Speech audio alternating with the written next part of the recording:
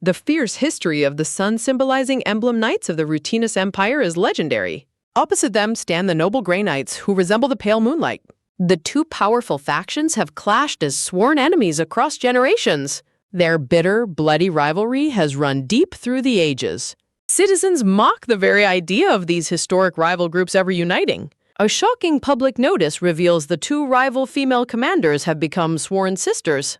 Outraged murmurs spread through the crowd as people struggle to believe the news. The scene shifts to a sunlit park where the legacy of this union begins. The two legendary female commanders walk side by side in peaceful harmony. The gray-haired commander proposes a future marriage alliance between their children to seal the peace. Aina, the red-haired emblem commander, enthusiastically agrees to the harmony-binding union. A grand bell rings out under a clear blue sky, signaling the wedding day. However, the bride-to-be, Saoirse, is absolutely furious on her wedding day. She seethes with intense hatred for her designated fiancé from the rival faction.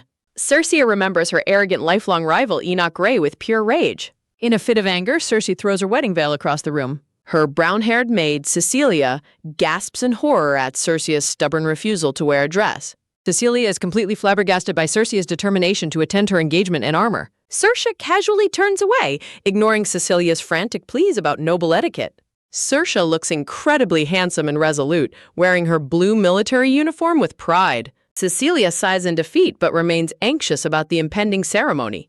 Cecilia is outraged to find Cersei has armed herself with a sword for the engagement. Cersei dismisses the political marriage as nothing more than their mother showing off. A sudden wave of pure shock hits Cecilia at her master's indifference. Cecilia passionately explains the massive global political weight of this union to her lady. Cersei is bewildered as Cecilia bursts into genuine tears over the solemnity of the event. Cecilia emotionally sniffs, deeply touched by the historical significance of the marriage. Sunlight bathes the palace conservatory where the historic union is prepared. A voice notes that the sheer entertainment of the enemies marrying has drawn a massive crowd. Saoirse triumphantly pumps a censored fist, prompting another scream of despair from her maid. Saoirse reassures Cecilia that everything will actually play out in her favor. Saoirse gleefully reveals her hope that the ceremony will be cancelled since Enoch is missing. Their conversation is abruptly cut short by a loud sudden slam at the door. Both women turn around in surprise to see what caused the commotion. Three of Cersei's bumbling knights crash clumsily through the double doors, groaning in pain. The knights bicker loudly among themselves about rumors of Cersei wearing a wedding dress. The knights quickly quiet down under Cersei's intimidating crossed-arm glare. A knight delivers the vice commander's shocking suggestion that Cersei should just run away. The loyal but foolish knights enthusiastically offer to escort her escape. Cecilia shrieks in panic, begging Cersei not to listen to their terrible advice. The scene shifts to the magnificent imperial banquet hall where the grand ceremony is prepared. Cersei proudly declares that she cannot simply flee her duties as a commander. Cecilia's eyes sparkle with immense admiration for Cersei's noble, responsible decision. Privately, Cersei smirks as she plots to use Enoch's absence to call off the engagement. The elderly priest approaches Cersei to inform her that everything is ready. When the priest suggests praying for Enoch's safety, Cersei remarks she would rather beat him up herself. The priest's sweat drops at her bluntness as Cersei insists on starting the ceremony immediately. Cersei boldly confirms she intends to proceed with the ceremony completely alone. The priest hesitates, worried about the social consequences of a solo engagement. He warns Cersei that proceeding alone might leave her unable to marry anyone else. The emotional, bald priest tearfully agrees to proceed with Lady Cersei's bold request. Cersei enthusiastically demands they start the ceremony immediately, and the priest happily agrees. Grand gold horns blare loudly to signal the start of the solo engagement ceremony. The elderly priest stands ready at the altar as the ceremony officially begins. Cersei walks forward as the crowd whispers disappointedly about the missing Enoch. Cersei mentally complains about the crowd's loud, foolish romanticization of the insufferable Enoch. Cersei dismisses the murmurs, smirking in satisfaction at her rival's convenient absence. Cersei freezes in shock as a mysterious silhouetted figure appears at the entrance. Cersei turns around with a sweat drop, deeply unsettled by the unexpected arrival. A battle-worn, silver-haired man covered in blood makes a dramatic entrance. Blood-splattered, silver-haired man smiles confidently, undeterred by his state. Cersei asks about his bloody condition, and Enoch replies he had to make it. Cersei angrily demands Enoch stop calling her by her sickening nickname. Enoch grabs Cersei's chin as she demands to know what he is talking about. Enoch dismisses her question and suddenly pulls her into a shocking kiss. Cersei is completely paralyzed with shock, wondering what on earth is happening. Cersei internally curses Enoch for his incredibly bold and unexpected action. Cersei's bumbling knights erupt in furious outrage over Enoch's unacceptable behavior. Enoch gazes deeply into her eyes as the shocking moment stretches on. Circia remains utterly dumbfounded by the reality of being kissed right then. Their lips slowly part, leaving a lingering tension in the silent hall. Enoch asks if she missed him, while Circia struggles to comprehend his identity. Circia reacts in utter confusion as Enoch reaches toward her once more. Circia recoils in horror, wondering how Enoch knows her past life's occupation. Circia demands to know how Enoch could possibly be aware of that word. Circia stares out his eyes, suddenly realizing his true identity. Revelation dawns as she recognizes her old enemy at her own engagement. The scene transitions back to the very beginning of her new life. Circia's mother proudly presents her newborn baby daughter to her husband. Parents hope their daughter will finally bring harmony to their rival houses. The parents marvel at the intense, screaming energy of their newborn child. In reality, Circia's reincarnated soul remembers her past life as a Korean detective. Parents discuss how pleased the family head will be by her strength. The baby internally screams in confusion, trying to comprehend her bizarre reincarnation. She recalls her initial frustration at being trapped inside a helpless baby's body. She remembers chasing her parents' killer, her lifelong enemy, in her past life. She vividly recalls shouting for the fleeing culprit to stop right there. She remembers reaching out to grab the culprit just as he nearly escaped. Her final memory is a tragic accident, leaving her deeply frustrated and wronged. The parents mistake their baby's frustrated internal detective screams for beautiful canary-like crying. The parents interpret her angry wails as a sign of a great destiny. No one, not even her doting parents, could comprehend her baby's true thoughts. The castle maids gather round Circe's crib, gushing over her adorable cheeks. Young Circe sits quietly, slowly adjusting to her new life as a toddler. Circia realizes she can easily manipulate her caretakers, enjoying the perks of toddlerhood. The head maid reprimands the others for slacking off instead of preparing for the family head. The maids gossip about why the family head hasn't visited his granddaughter once. Circe casually wonders if the grandfather's heart will eventually soften over time. Circia reveals they were banished because the grandfather refuses to recognize them. Circia dismisses the banishment, questioning if such dramatic hostility is even necessary. Rested and content, baby Circia happily resolves to live a quiet, lazy life this time. Frantic shouts from the cleaning maid suddenly wake baby Circe from her peaceful sleep. A worried maid rushes in, startling Circia as she wonders about the loud commotion. Circia can only babble in confusion as she tries to ask what is happening. The panicked maid urgently warns Circia that her terrifying grandfather is about to arrive. The maid begs Circia to behave while a voice calls for the staff to gather. The maid runs off in terror, leaving Circia feeling incredibly nervous about her grandfather. Heavy, imposing footsteps sound down the corridor as the feared visitor finally makes his entrance. The trembling household staff stands in a rigid, anxious line to greet the family patriarch. The legendary family patriarch, Zedfil Emblem, stands tall, radiating a stern and overwhelming presence. Glaring with intense authority, the red-bearded patriarch demands to see his granddaughter immediately. A heavy, tense silence settles over the hall as the patriarch stands completely motionless. An oppressive purple aura radiates from the patriarch, causing the sweat-dropping Circia to panic. Circia observes his terrifying demeanor, wondering if she was hated by such a formidable commander. The butler nervously introduces the baby, but the grandfather reacts with growing, dangerous anger. Enraged, the grandfather strikes out with sheer pressure, punishing the butler for naming Circia. Circia is utterly shocked as the butler coughs up blood from the grandfather's sheer pressure. Circia marvels in shock at the unfathomable superhuman strength of her grandfather's aura. A blazing red aura cloaks the patriarch as he stands tall over the butler. Circia panics in sheer terror as her grandfather suddenly locks his glowing eyes onto her. Circia trembles while holding her toy, but the grandfather surprisingly wonders if she is underfed. The butler sweat drops and assures the grandfather that the baby actually has a great appetite. The grandfather insults Circia's tiny size before departing, leaving her offended by his remark. Circia tries to baby talk her concern to the butler, who is touched by her worry. The butler proudly reveals a bottle of fake blood, explaining it is a survival tactic. Circia is highly impressed by the butler's cunning ability to survive her terrifying grandfather. Circia deeply contemplates her next move, realizing she needs a countermeasure against her grandfather.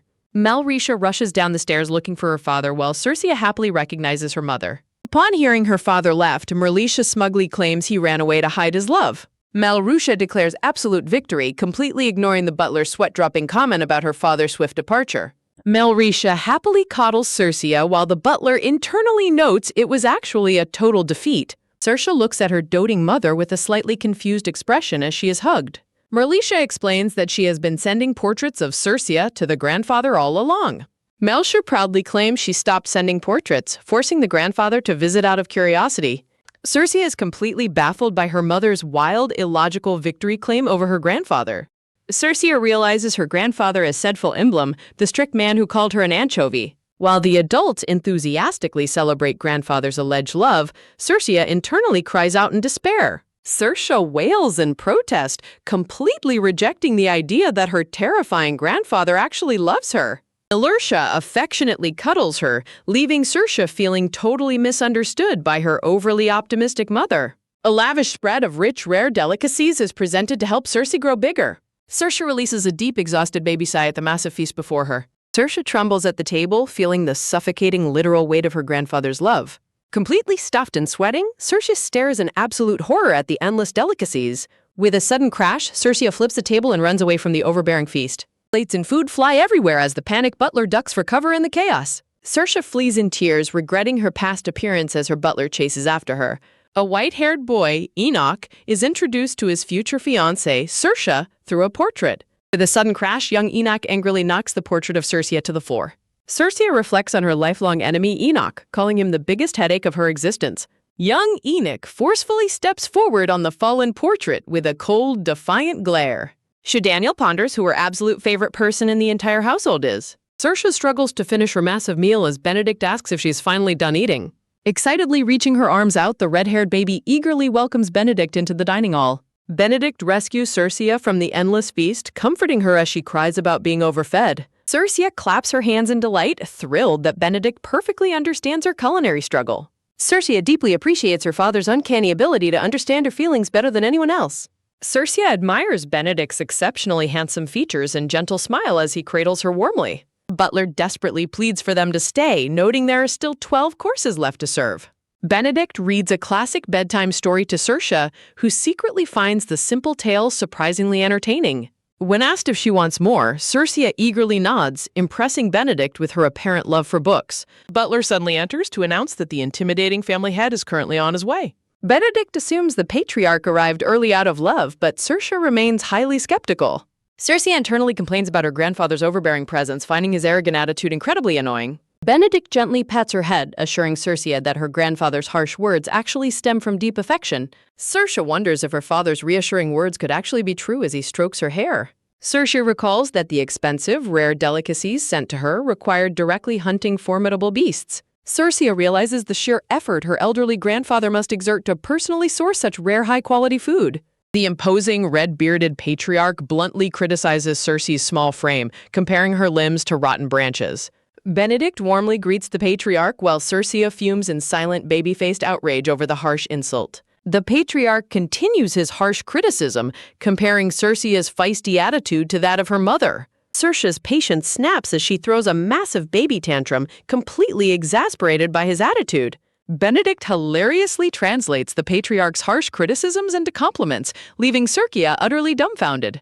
The grandfather stammers in protest, desperately trying to deny his son's incredibly generous translation. Quickly shifting the subject, the red-bearded patriarch awkwardly asks if the young girl has started walking yet. An awkward, tense silence fills the hallway as the grandfather stands stiffly waiting for an answer. Circe panics as Benedict proudly boasts to the patriarch about her impressive early walking abilities. Benedict confidently assures the stunned patriarch that Circe can already balance perfectly and even run. The patriarch turns absolutely livid upon hearing that he missed his granddaughter's precious first milestones. A sudden, thunderous tremor shakes the entire castle as a powerful wave of ore erupts. Terrified by the sudden castle-shaking vibrations, Circe tightly clings to her father's clothes for safety. Enveloped in a blazing red aura, the patriarch charges off in a fit of extreme disappointment. Roaring in pure rage, the grandfather smashes through the castle walls, hunting down his rival. Circe is left utterly speechless by her grandfather's terrifyingly superhuman speed and destructive exit.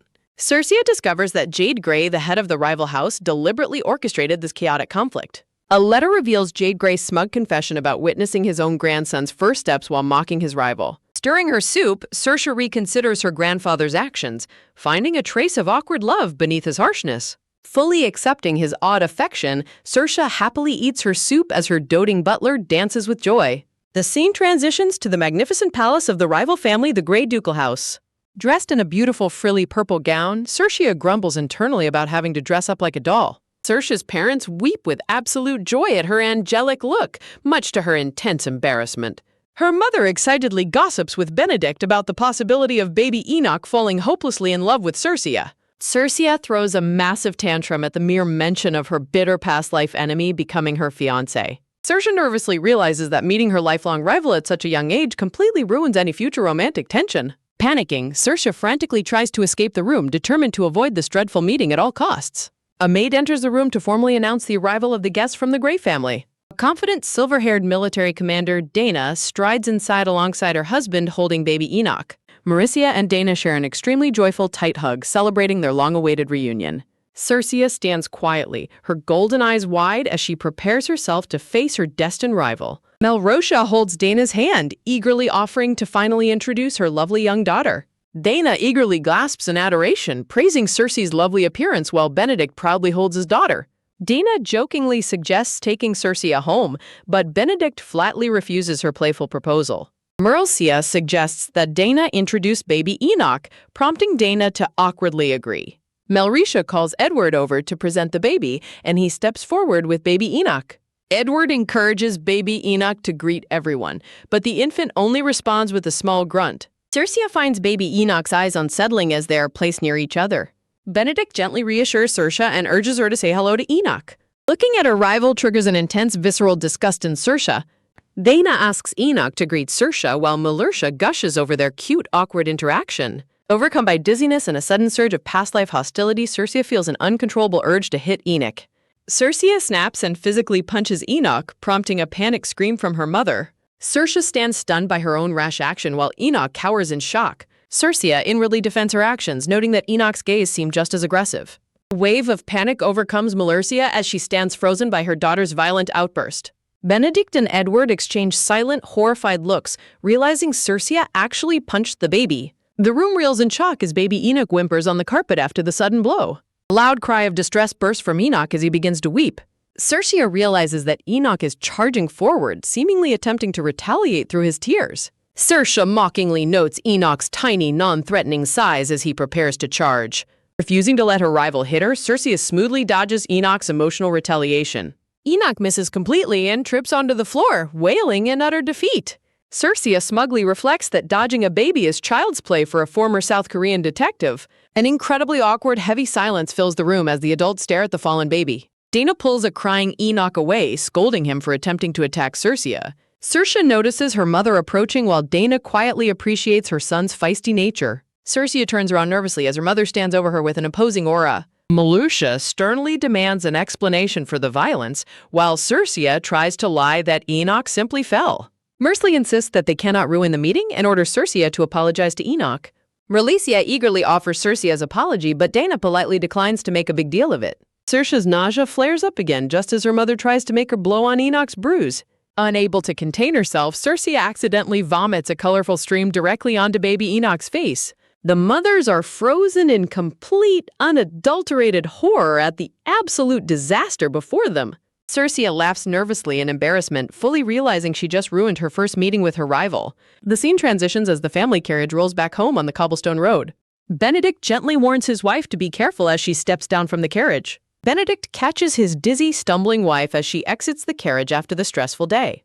Benedict expresses deep concern for his exhausted wife, while Circia worries about her mother's state. Melrosha laments ruining the highly anticipated meeting, leaving Circia feeling a deep sense of guilt. A booming voice demanding Cersei's presence interrupts them, leaving the young baby completely baffled. The red-bearded patriarch charges forward in absolute ecstasy, celebrating Circia's violent act against their rivals. Circia points a trembling finger in disbelief, realization slowly dawning on her about her grandfather's reaction. While everyone else was disappointed, Circia's grandfather is absolutely thrilled and dotes on his feisty granddaughter. Years later, a maid frantically calls out Circia's name as she searches the dense castle forest. Now a young child, Circia hides in the forest, startled by how quickly her maid, Cecilia, tracked her down. Circia glances around nervously as Cecilia warns her that the upcoming banquet is about to begin. Cecilia lectures Circia about ruining her dress, revealing it was designed by a famous designer. Circia gasps in horror upon realizing she has accidentally ruined a dress worth an entire house. Cecilia storms off in frustration, leaving Circia feeling incredibly guilty for her constant troublemaking. Circia sneaks through the forest, admitting she only ran away to avoid seeing her rival, Enoch. Confident she escaped her pursuers, Circia reflects on her ongoing, highly unpleasant encounters with Enoch. Saoirse happily perks up her ears as she hears the sound of a nearby stream, finding the perfect hiding spot. Saoirse runs through the sunny forest, complaining about her family problems and questioning Enoch's popularity with girls. She races toward the sound of water, looking forward to drinking, sunbathing, and taking a peaceful nap. A sudden gasp escapes Saoirse as she spots a silver-haired boy sitting directly in her path. Enoch sits calmly on a boulder in the forest, wearing an elegant silver-trimmed white uniform. Saoirse and Enoch instantly bicker, with both children claiming they hid in the woods to avoid each other. Their mutual annoyance flares as Saoirse snaps at him while Enoch reacts with cool, dismissive indifference. Saoirse points at the stream and demands he leave, but Enoch firmly argues that he arrived first. With a quiet thud, Enoch lies back on the soft grass, smugly telling her she should leave. Saoirse shakes her fist, completely infuriated that her mature adult brain keeps losing arguments to a child. Saoirse suddenly stops fuming as she notices a decorated object hanging at Enoch's waist. Splashing onto a mossy stepping stone, Saoirse loudly asks Enoch what he is carrying at his side. Saoirse excitedly asks if the weapon is real, while Enoch looks back at her with confusion. Pointing directly at his hip, Saoirse eagerly demands to know if it is a real sword. A close-up reveals the beautifully sheathed weapon as Enoch explains it was gifted by his family head. Saoirse questions his sword training, and Enoch proudly explains he must learn swordsmanship as a gray heir. Enoch asks if she has started her own training, reminding her of her prestigious emblem family name. Saoirse weakly agrees, silently noting that her background naturally sparks a curiosity about martial weapons. Saoirse secretly admires the beautiful sword, finding it annoying that her rival obtained one before her. Remembering her exhausting past life as a detective, Saoirse deeply dreads the hardships of physical training. When Enoch asks why she has not started training, Saoirse admits she dislikes the pain and effort. Enoch violently grabs Saoirse's collar, furiously shouting that she cannot simply avoid learning swordsmanship. Shaking Saoirse, Enoch fiercely commands her to fulfill her duties as the sole heir of House Emblem. Covering her mouth, Saoirse threatens to punch and throw up on him again if he doesn't let go. Saoirse sighs in relief as Enoch quickly backs away, though he still questions her lack of training. Enoch visibly trembles with deep frustration when Saoirse casually confirms she will not practice swordsmanship. Saoirse reacts in utter confusion when Enoch suddenly claims that her lack of training makes her boring. Enoch smugly provokes her, declaring that her weakness will cause the decline of the prestigious House Emblem. Saoirse is left utterly speechless and insulted by Enoch's arrogant taunt.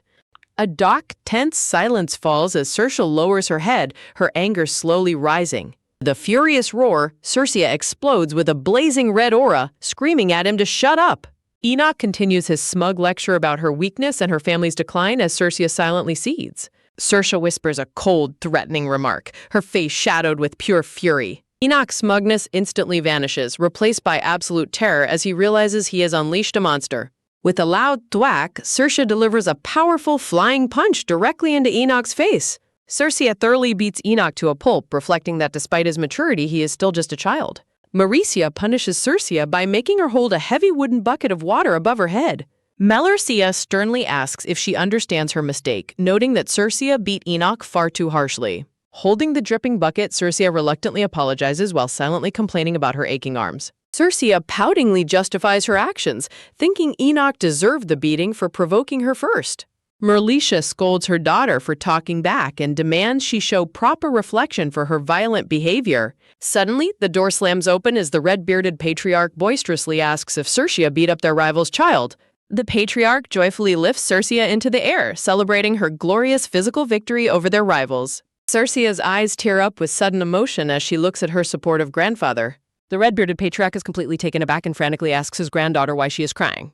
Sobbing loudly, Saoirse complains that Enoch insulted her and called her boring for not learning swordsmanship. Saoirse cries that Enoch predicted her family's decline, asserting her own pride as an honorable emblem. The patriarch bursts into laughter, proudly hugging Saoirse and praising her as an honorable emblem. Merlicia looks on in complete speechlessness while the patriarch continues to boast about his granddaughter's pride. Night falls over the grand castle, casting a serene blue light across the balcony under a full moon. Tossing in bed, Saoirse rubs her aching arms, still feeling deeply misunderstood by her mother. Saoirse is startled awake in her bedroom when she hears her door creaking up and in the dark. Saoirse decides to pretend to sleep to avoid talking to whoever is entering her dark bedroom. Merlicia looks down at her sleeping daughter with a sorrowful expression as Saoirse silently notices her presence. Melarcia gently touches Saoirse's arm, expressing remorse for scolding her harshly, while Saoirse silently winces in pain. Melrishia applies a soothing green ointment to Cercia's arm while revealing that Enoch also ran away after being scolded. Melrishia sadly regrets prioritizing political harmony over her own daughter's feelings, admitting she deeply hurt the children. Mersha tearfully apologizes to Cercia, declaring that her daughter is more precious to her than anything else. Melrishia kisses Cercia gently on the cheek to comfort her before leaving her to rest. Melrishia prepares to leave, reflecting that Cercia's anger today showed her rising pride as an emblem heir. Melrishia warmly wishes her daughter a good night, deeply proud of how much she has grown. Cercia sits up in bed alone, her eyes filled with tears from her mother's heartfelt confession. Cercia clutches her bedsheet in confusion, wondering why such a warm maternal gesture makes her feel so scared. Cercia recalls her past life, where her abusive biological parents died and she was placed in an orphanage. A wealthy couple visited the orphanage, offering to adopt Cercia and promising to love and cherish her forever. Young, dark-haired Cercia smiled brightly at the kind-seeming man, feeling a rare moment of pure hope. Cercia happily accepted their hand, believing her past loneliness was finally at an end. The memory shifts as a police line blocks a chaotic crime scene buzzing with frantic voices. Cercia watched in shock as paramedics wheeled a covered body away from the building. Cercia gasped in horror upon recognizing her adoptive father's distinct watch dangling from the stretcher. A police officer quickly restrained Cercia as she desperately tried to cross the police tape. Dragged away, Cercia refused to believe the police claims that her adoptive parents had committed suicide. Cercia dedicated her past life to becoming a detective, driven by her disbelief regarding their sudden deaths. Showing her detective badge, Cercia reflects that she grew up entirely devoid of genuine parental love.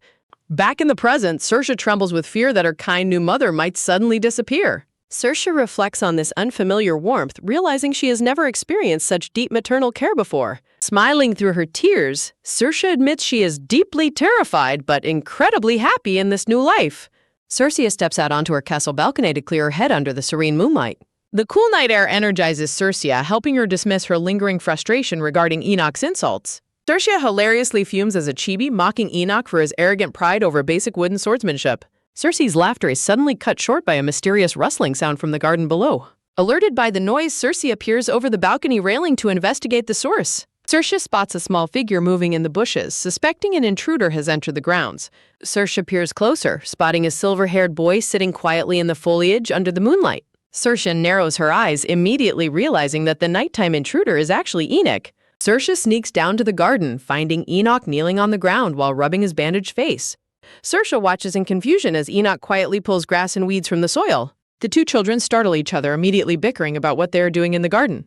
Enoch nervously holds up the pulled weeds, sheepishly claiming he is simply clearing the garden. Enoch glances sideways with a blushing, bandaged face, looking incredibly nervous in her presence. Cercia folds her arms, looking entirely unconvinced and utterly baffled by his strange behavior. Cercia turns to leave, prompting a panicked Enoch to quickly reach out and stop her. Cercia demands he speak quickly, reminding him that search parties will find him soon since he ran away. Cercia is taken aback by Enoch's unusual hesitation, wondering why her arrogant rival is acting so shy. Enoch sheepishly scratches his head, blushing as he offers a quiet apology. Enoch admits he felt terrible for insulting House Emblem and her decision to avoid learning swordsmanship. Looking directly at Cercia, Enoch sincerely declares his desire to apologize properly for his hurtful words. Cercia walks directly toward Enoch, leaving him startled by her sudden approach.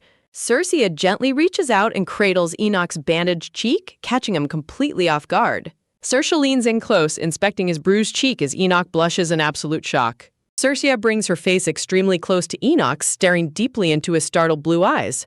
Enoch's blue eye widens in absolute shock and confusion as Cercia cradles his bruised cheek. Startled by her closeness, Enoch frantically screams and pushes Cercia away, sending her tumbling backward. Cercia complains about him making a fuss, while a blushing Enoch sheepishly apologizes for pushing her so hard.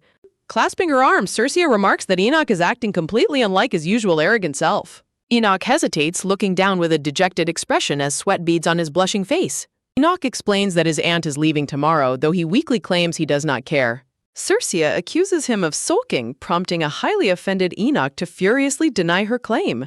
Enoch explains he took up swordsmanship for someone else's sake and questions his aunt's intense anger today. Enoch dejectedly squats on the grass, complaining that his family situation is simply too unfair. Cercia watches him, silently noting that he is transitionally sulking despite his loud denials.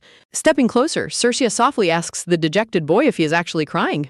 Cercia leans in with a smug grin, teasingly asking him again if he is shedding tears. Outraged, Enoch screams that his mother was banished from their mansion because of their engagement. Sertia gasps in shock as Enoch passionately details his painful daily struggles with sword training. Enoch explains that his grandfather promised to bring his mother back if he defeats House Emblem. Enoch asserts that Sersia must learn swordsmanship so he can win a duel against an emblem. With tearful determination, Enoch desperately begs Sersia to finally pick up a sword and train. Shersha quietly realizes that Enoch's anger stemmed from his desperate need to reunite with his mother. Enoch asks if she finally understands his plight, but Sersia quickly stops him with a sudden realization. Sersia bluntly questions why he automatically assumes he would defeat her if she actually trained. Enoch confidently retorts that Sersia only plays around all day, leaving her feeling deeply insulted. Sersia trembles with growing rage, silently fuming that Enoch has a natural talent for irritating her. Seeing her trembling fist, a terrified Enoch retreats and asks if she plans to hit him again. Pointing a determined finger, Sersia fiercely vows that she will never lose to him in a duel. Enoch's blue eye goes wide as her sudden declaration of rivalry takes him completely by surprise. As Sersia turns to leave, a thrilled Enoch shouts after her, celebrating her acceptance of their rivalry. A deep-seated sense of competition begins to form between Sersia and Enoch under the starry night. The peaceful silence is shattered by a fierce battle cry as the scene shifts to daylight. Sersia violently strikes a wooden training dummy, unleashing her explosive energy upon the target. Gritting her teeth, Sersia delivers a powerful overhead strike to the top of the dummy. Sersia repeatedly batters the wooden target as her physical trainer, Lawrence, watches her progress in astonishment. Lawrence nervously clears his throat, attempting to get the highly focused young lady's attention. Lawrence frantically commands her to stop her assault, prompting Sersia to lower her wooden sword. Sersia casually asks if her form is wrong, prompting a baffled reaction from her trainer. Lawrence sighs wearily, muttering that Sersia's intense hatred for House Grey proves she possesses true emblem blood. With a sudden sharp gaze, Lawrence demands to know if she truly wishes to defeat her rival. Sersia loudly confirms her absolute desire to beat Enoch in a duel with her sword. Lawrence warns her that reckless swinging will lead to defeat, terrifying Sersia at the mere thought of losing. To correct her form, Lawrence sternly orders her to run 5 more laps around the training field. Sersia screams in anguish, reluctantly agreeing to her master's harsh physical punishment. Running across the dusty field, Sersia fumes that she would rather die than lose to Enoch. Sersia reflects that while her motivation is simple spite, the public views their rivalry as a grand political conflict. Sersia's mother and father watch with deep concern, worried about the sudden intensity of her training. Meanwhile, Sersia's red-bearded grandfather boisterously laughs and celebrates her rising pride, much to her mother's annoyance. News of the dramatic duel challenge quickly spreads to the common folk inside a bustling tavern. The local tavern patrons animatedly discuss the shocking rumors of a duel between the two young heirs. Men speculate that Sersia and Enoch are competing for the prestigious title of the Emperor's Guard Knight. The excited patrons toast their mugs, eagerly celebrating the return of the fierce rivalry between the grand families. Meanwhile, a heavy red royal cape decorated with gold embroidery sweeps across the palace floor. A mysterious blonde man strides confidently toward his grand throne, bathed in the warm golden light of the imperial palace. Emperor Markian Leopold Rutinus rests majestically on his golden throne, exuding overwhelming authority. The golden-haired emperor inquires with deep intrigue regarding Sersia Emblem's sudden interest in learning swordsmanship. The gray-haired servant confirms the mounting rivalry, prompting the emperor to anticipate long-awaited amusement for his people. The servant grows visibly anxious, noting the dangerous implications of involving mere 7-year-old children. The golden-haired emperor glares menacingly, sharply rebuking the servant for questioning his royal authority. Trembling with fear, the servant drops to his knees and desperately begs for forgiveness for overstepping. With a cunning grin, the emperor grants forgiveness before commanding the servant to retrieve a specific individual. The emperor reveals his plot to invite the competing heirs to meet the realm's next sovereign. A young golden-haired boy quietly reads a book, pondering the grand destiny of the noble houses. Looking up thoughtfully, the young boy wonders which family will serve as his faithful sword. Sersia's mother serves tea, questioning if Sersia's intense training has gone too far. Sersia's red-bearded grandfather dismisses her concerns, though her mother fears the physical strain on their young daughter. Sersia's grandfather proudly boasts of their resilient lineage, completely undeterred by Sersia's intense competitive drive. Sersia's mother rubs her temple, highly suspicious that someone is feeding Sersia updates about Enoch. She notes Sersia's relentless determination to outshine Enoch at any cost. Sersia's red-bearded grandfather furiously shakes with anger, vowing to punish whoever is leaking the training updates. In a flashback, Lawrence pushes Sersia to complete 1 more lap during their grueling practice. Lawrence passionately motivates the exhausted girl while Sersia's grandfather secretly watches from the sidelines. Circea's grandfather surreptitiously whispers exaggerated rumors of Enoch's incredible training achievements into Lawrence's ear. Fueled by the rumor, Lawrence loudly commands Circea to match Enoch's 10 laps, shocking her. Back in hiding, the red-bearded grandfather snickers with immense satisfaction over his successful manipulation. Circea erupts in a blazing fit of competitive fury, screaming Enoch's name. Back in the present, Circea's sweating grandfather quickly excuses himself to deliver water to Circea. The butler suddenly bursts through the double doors, urgently calling for the family head. The butler presents a prestigious letter announcing a special invitation from the imperial palace. Mercia reviews the document with confusion, questioning why they received another invitation. The official document reveals a direct invitation addressed specifically to Circea emblem for the tournament. Melrisha reacts with intense shock upon realizing Circea is invited to the Grand Imperial Hunt. Melrisha springs up in sheer panic, asking if Enoch also received the dangerous invitation. The butler confirms the high probability, leaving Melrisha deeply troubled by the Emperor's cryptic intentions.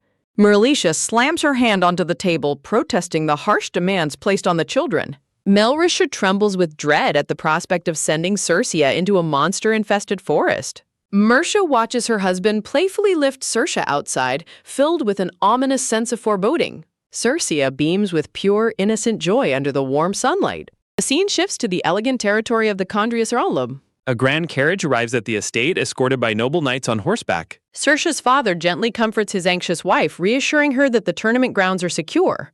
Circea's father expresses absolute faith in their daughter, while Circea desperately covers her ears newby. 3 young noble girls inside the carriage weep hysterically, demanding to accompany Enoch to the tournament. Covered in stress, Circea begs the weeping children to remain quiet during the jury. A blonde girl argues passionately about marrying Enoch, escalating the dramatic tension inside the carriage. Circea furiously denies any interest in marrying Enoch, loudly declaring he is not her type. Circea dramatically claims she would rather marry her own father, stunning the 3 girls into silence. Circea mockingly compares Enoch to a stick, directing the girls' attention to the carriage window behind them. The 3 girls turn in unison, spotting Circea's father looking back at them. Circea's father radiates a sparkling, unbelievably handsome aura, leaving the young girls completely mesmerized. Struck by sudden infatuation, the 3 girls blush intensely, their hearts captured by his dashing looks. The girls hysterically change their minds, screaming their desire to marry Circe's father instead.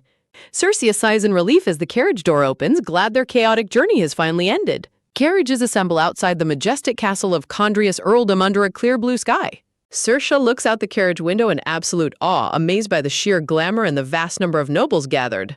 A bustling crowd of high society nobles gathers inside the luxurious gold-gilded banquet hall. A dark-haired noblewoman excitedly declares her eagerness to speak with the esteemed guests while her companion watches in surprise. A noble lady rushes forward, her high heels clicking loudly against the polished ballroom floor. An announcement echoes through the grand hall, declaring the arrival of Duke Jade Grey. The silver-haired patriarch stands majestically beside Enoch as they make their grand entrance. Duke Grey sternly instructs Enoch to gain recognition at the tournament, since all the nobles are watching him. The patriarch demands Enoch prove his superiority over House Emblem, and the boy nervously agrees. Enoch nervously complies with his grandfather's harsh demands, sweat dripping down his cheek in a comical manner. Duke Grey leads Enoch to greet the families, while Enoch wonders if Circea has arrived yet. The guest remarks that the arrival of House Emblem would surely make the banquet hall much louder. Looking determined, Enoch silently resolves that Circea will never be better than him at swordsmanship. Enoch strides confidently forward, firmly believing that his superiority over Circea is an unchangeable fact. A heavy leather suitcase drops to the floor with a sudden soft thud. Circea sighs heavily and collapses face first against the wall, completely exhausted by her journey. Cecilia the maid sets the luggage down and bids Circea goodbye, which Circea casually acknowledges. Cecilia informs Circea that her parents are dining with the hosts, leaving her to eat alone. Circea is utterly shocked to learn she cannot see her parents on her special day. Cecilia cheerily bids Circea to call if needed, quickly closing the door behind her. Sweat dripping down her face, Circea realizes with horror that even Cecilia has left her alone. Circea tears up in despair, crying over being abandoned on her 7th birthday. Circea wonders if she has taken having birthday meals with her parents too much for granted. Throwing a dramatic tantrum on the floor, Circea screams about being left entirely alone. Wiping her tears, Circea wonders if she is crying from exhaustion or emotional fatigue. Circea climbs into bed, hoping a quick nap will make her feel better on her birthday. Circea peacefully falls asleep in her bed, a single teardrop still visible on her cheek. The bedroom door slowly and quietly creaks open, letting in a sliver of bright light. An affectionate hand gently brushes against Circea's sleeping face, expressing deep sympathy for her tears. A gentle hand strokes Circea's forehead with pure tenderness as she sleeps peacefully in bed. Cecilia shakes Circe awake, urgently telling her to rise, which leaves the girl groggy and confused. Circe protests when a blindfold is placed over her eyes, but Cecilia insists she follow her. Cecilia guides a confused Circe forward, promising that all will be revealed very soon. Circe complains about having a busy schedule today, completely unaware of what lies ahead. Cecilia quietly shushes the blindfolded Circe, guiding her gently by her small hand. Circe sighs that she just wanted to spend her birthday resting with her parents as Cecilia unties the blindfold. Bright confetti pops around Circe as her blindfold is removed, leaving her completely stunned. Circe's father holds out a large wooden gift box and wishes Circe a happy birthday. Circe's father explains how hard they worked to surprise her, urging her to open the gift. Circe bursts into tears of joy, realizing her parents would never forget her birthday. With mounting excitement, Circe carefully lifts the lid of the large wooden gift box. Circe gasps in absolute shock as her golden eyes widen at the gift inside the box. Tucked inside the red velvet lining lies a magnificent, beautifully crafted steel longsword. The close-up reveals a delicate inscription elegantly engraved upon the gleaming blade of the sword. Trembling with tears of gratitude, Circe looks up at her father in disbelief. In a flashback, Circe's father explained she was too weak for a real sword like Enoch. Remembering her past tantrum, Circe is deeply touched that her father handcrafted the weapon for her. Her father proudly presents a magnificent gold-embroidered blue emblem uniform to match her new knight status. Circe tries on the beautiful uniform, declaring it the absolute best birthday gift ever. Circe turns around to find a grand lineup of knights waiting behind her in the yard. Circe looks ahead in surprise, spotting her mother among the knights gathered in the courtyard. Circe is wide-eyed and startled, staring forward in complete shock at what is happening. Merlcia stands majestically in her uniform, confidently holding her sword before her. Circe asks if her mother now recognizes her as a true knight. Merlcia smiles excitedly, declaring that she will not go easy on her daughter. Circe tearfully thanks her mother, proudly mentioning how hard she has practiced. Circe gleefully presents her new sword, radiating confidence under a golden, glowing aura. Mercia eagerly challenges Circe to show the results of her training. Circe lunges forward with a fierce, dramatic shout as her foot firmly stomps the ground. A massive shockwave erupts with a blast of wind as Circe begins her attack. The powerful strike sends Circe flying backward through the air in a blur. Merlcia cheerfully compliments Circe's flight while her husband screams in sheer panic. Merlcia comically laughs off her excessive strength as her panicked husband orders a search. Dangling from a tree branch, Circe tearfully begs her mother to go easier next time. Circe quietly sips a sweet strawberry drink, trying to distract herself from her worries. Circe observes how incredibly popular her mother is as nobles crowd around her. Her father suggests Circe could be just as popular as the future emblem commander. Circe doubts her ability to match her mother, reflecting on her realistic limits. Circe clenches her fist, feeling insecure about her talent compared to Enoch's achievements. Circe feels deeply anxious about the tournament, dreading the possibility of losing to Enoch.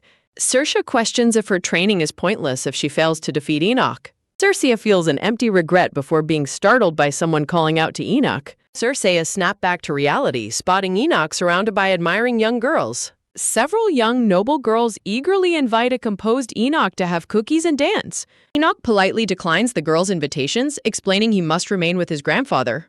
Enoch asks for forgiveness as Circe comically gags in disgust at his overly polite behavior. Circe mentally criticizes Enoch's mature speaking style, finding his adult-like demeanor highly irritating. Circe irritatedly glares at Enoch from a distance, thoroughly annoyed by his perfect attitude. Enoch looks back, prompting Circe to defensively question why he is glaring at her. Circe suddenly turns around in surprise, hearing that the emperor has arrived. The entire banquet hall erupts in excited murmurs at the arrival of the emperor. The majestic emperor waves to the crowd alongside the quiet, solemn young crown prince. Circe admires the emperor while nobles whisper about the crown prince's unexpected presence. Circe asks her father about the strange mood, and he explains the prince's illness. Her father shares details of the prince's fragile health, leaving Circe feeling sympathetic. The pale young crown prince stands silently, displaying a quiet and gentle demeanor. The crown prince suddenly blinks in surprise as his golden eyes lock onto someone. A soft, innocent smile graces the crown prince's face as he waves gently. Circe blushes, realizing they made eye contact and finding him frail but kind-hearted. Circe questions if divine power or the archbishop could completely heal the sick prince. Her father grimly explains that healing the prince doesn't protect him from his enemies. Circe is shocked to hear the prince is in danger, but her father dismisses it. Circe falls silent, deeply troubled by the realization that the young prince is threatened. Circe resolves that becoming the prince's sword is a knight's honor, fearing Enoch will take it. The fragile crown prince tightly holds a heavy, decorative book containing difficult academic material. Nobles enthusiastically praise the emperor as he and the young prince walk through the hall. Duke Gray approaches the emperor to exchange formal greetings after a long time apart. The emperor questions Enoch's rumored intelligence as Duke Gray proudly prepares to introduce him. Enoch politely introduces himself, earning warm praise and encouragement from the pleased emperor. Guided by his father, the polite crown prince steps forward to greet Enoch. The emperor excuses himself to enjoy the party, leaving Enoch to accompany the prince. Duke Jade Gray bows respectfully, promising the long-haired emperor that he will serve the crown prince well. Duke Jade Gray suggests to the emperor that having a close friend guard the lonely prince as an imperial guard knight would be highly beneficial. As the emperor and Duke Jade Gray walk away, the pale crown prince shakes hands with the polite silver-haired Enoch. Duke Jade Gray contemplates the emperor's obvious push, finding it suspicious that his family is being considered so readily. Duke Jade Gray reflects that while the Imperial Guard position historically belonged to House Emblem, Enoch's superior skill over Cersei might change things this time.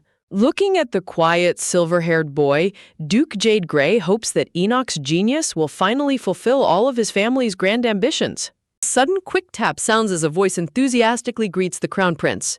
Enoch looks on in surprise as the crown prince happily recognizes Cersei's brown-haired father, Benedict. Benedict introduces his vibrant red-haired daughter, Cersei, who stands proudly beside him in her new blue uniform. Standing amidst a shower of glowing petals, Cersei introduces herself with a polite bow and a confident smile. The crown prince's eyes light up with sudden excitement upon hearing the name of House Emblem. The crown prince eagerly presents his heavy book to Cersei, expressing how desperately he wanted to discuss it with someone his own age. With sparkling eyes, the crown prince asks Cersei if she has read the book, noting it is required reading for children of their status. A sudden wet cough sounds as the pale prince unexpectedly spits blood onto his book, causing Cersei to shriek in absolute terror. A frantic commotion erupts as Duke Jade Gray and Benedict panic while the prince sheepishly claims he merely got overexcited. Duke Jade Gray urges the prince to rest, while Benedict offers to summon a priest to attend to his fragile health. Cersei vehemently objects when the coughing prince insists he is fine, pointing out his obvious distress. Looking closely at Cersei, the prince silently begs her with wide, sparkling eyes to let him stay. Sensing the prince's silent plea, Benedict kindly suggests he rest today and visit their mansion at a later date, delighting the young royal. Cersei watches the fragile prince, feeling deep pity for a child so sick that he cannot even play outside comfortably. Determined to cheer him up, Cersei proudly promises to demonstrate the legendary sword techniques of House Emblem when he visits. A warm arrow of affection pierces the crown prince's heart as he stares at Cersei in absolute adoration. Nodding happily, Cersei bids the crown prince a warm farewell, wishing him a speedy recovery. Benedict bows politely to Duke Jade Gray, wishing him a pleasant evening at the banquet. Duke Jade Gray curtly offers to escort the prince to a priest, secretly impressed by Benedict's clever maneuvering to secure the prince's visit. Observing the departure, a sweating Enoch quietly admits his rising anxiety about his upcoming competition. The golden rays of dawn illuminate the lush green entrance of the mysterious Mitro forest. An announcer shouting through a megaphone declares the opening of the tournament gates to the aspiring knights. Grand announcement echoes across the grounds, welcoming everyone to the prestigious Mitro Forest hunting tournament hosted by the emperor. An eager crowd of noble spectators walks toward the tournament grounds, anticipation filling the air. Melrisha, clad in silver armor, holds Cersei's shoulders and asks her daughter what lesson is most important. Cersei confidently recites her mother's advice to keep her eyes on the prey, prompting Melrisha to ask what Cersei is best at. Sleepy Cersei scratches her head in confusion, wondering what her special talent is, as Melrisha cryptically hints she will find out soon. Benedict gently interrupts, reminding them that Cersei must go, while Cersei wonders if her mother meant potions. Benedict reassures a worried Melrisha that Cersei will only face harmless herbivores in the youth section. Clenching her fist with a bright grin, Cersei assures her mother that she is incredibly strong and not to worry. With a cheerful shout, Cersei gleefully runs off toward the forest to join the tournament. Cersei dashes away into the distance, ignoring her mother's frantic warning that losing is better than getting hurt. Realizing her mistake, Cersei quickly covers her mouth in shock, realizing she yelled the exact opposite of what she meant. Cersei's eyes burn with fierce determination, resolving to defeat Enoch before he grows any stronger. Sprinting forward with unmatched speed, Cersei vows to catch far more prey than Enoch. A sharp electrical spark startles a blonde-haired boy standing at the edge of the forest. The blonde boy turns around in confusion, uttering a quiet question to the red-haired girl standing nearby. Cersei introduces herself with a polite wave, but the boy awkwardly begins to explain something else. Cersei suddenly gasps in shock, frantically asking if the tournament has already started and where Enoch is. Circe screams in utter disbelief upon realizing that Enoch has already run ahead into the forest without telling anyone. With a furious shout, Circe dashes into the woods, leaving the blonde boy and his friend utterly bewildered. Scratching his head, the blonde boy mutters that he was actually trying to warn her to give up. The boys decide to stay put, noting that Circe is clearly indifferent to them, unlike the other competitive nobles. A sudden soft thud sounds as two fluffy brown rabbits tumble over on the forest floor. Startled by a sudden sound, Circe discovers the two boys in the forest and questions what they are doing.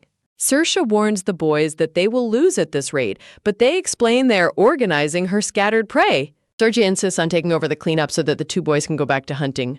The dejected boys explain that winning or losing is troublesome because no one cares about lower nobility. Circe is shocked to hear their concerns about being labeled traitors for disrupting the main event. The boys lament that trying hard is pointless because the outcome of their efforts is disregarded.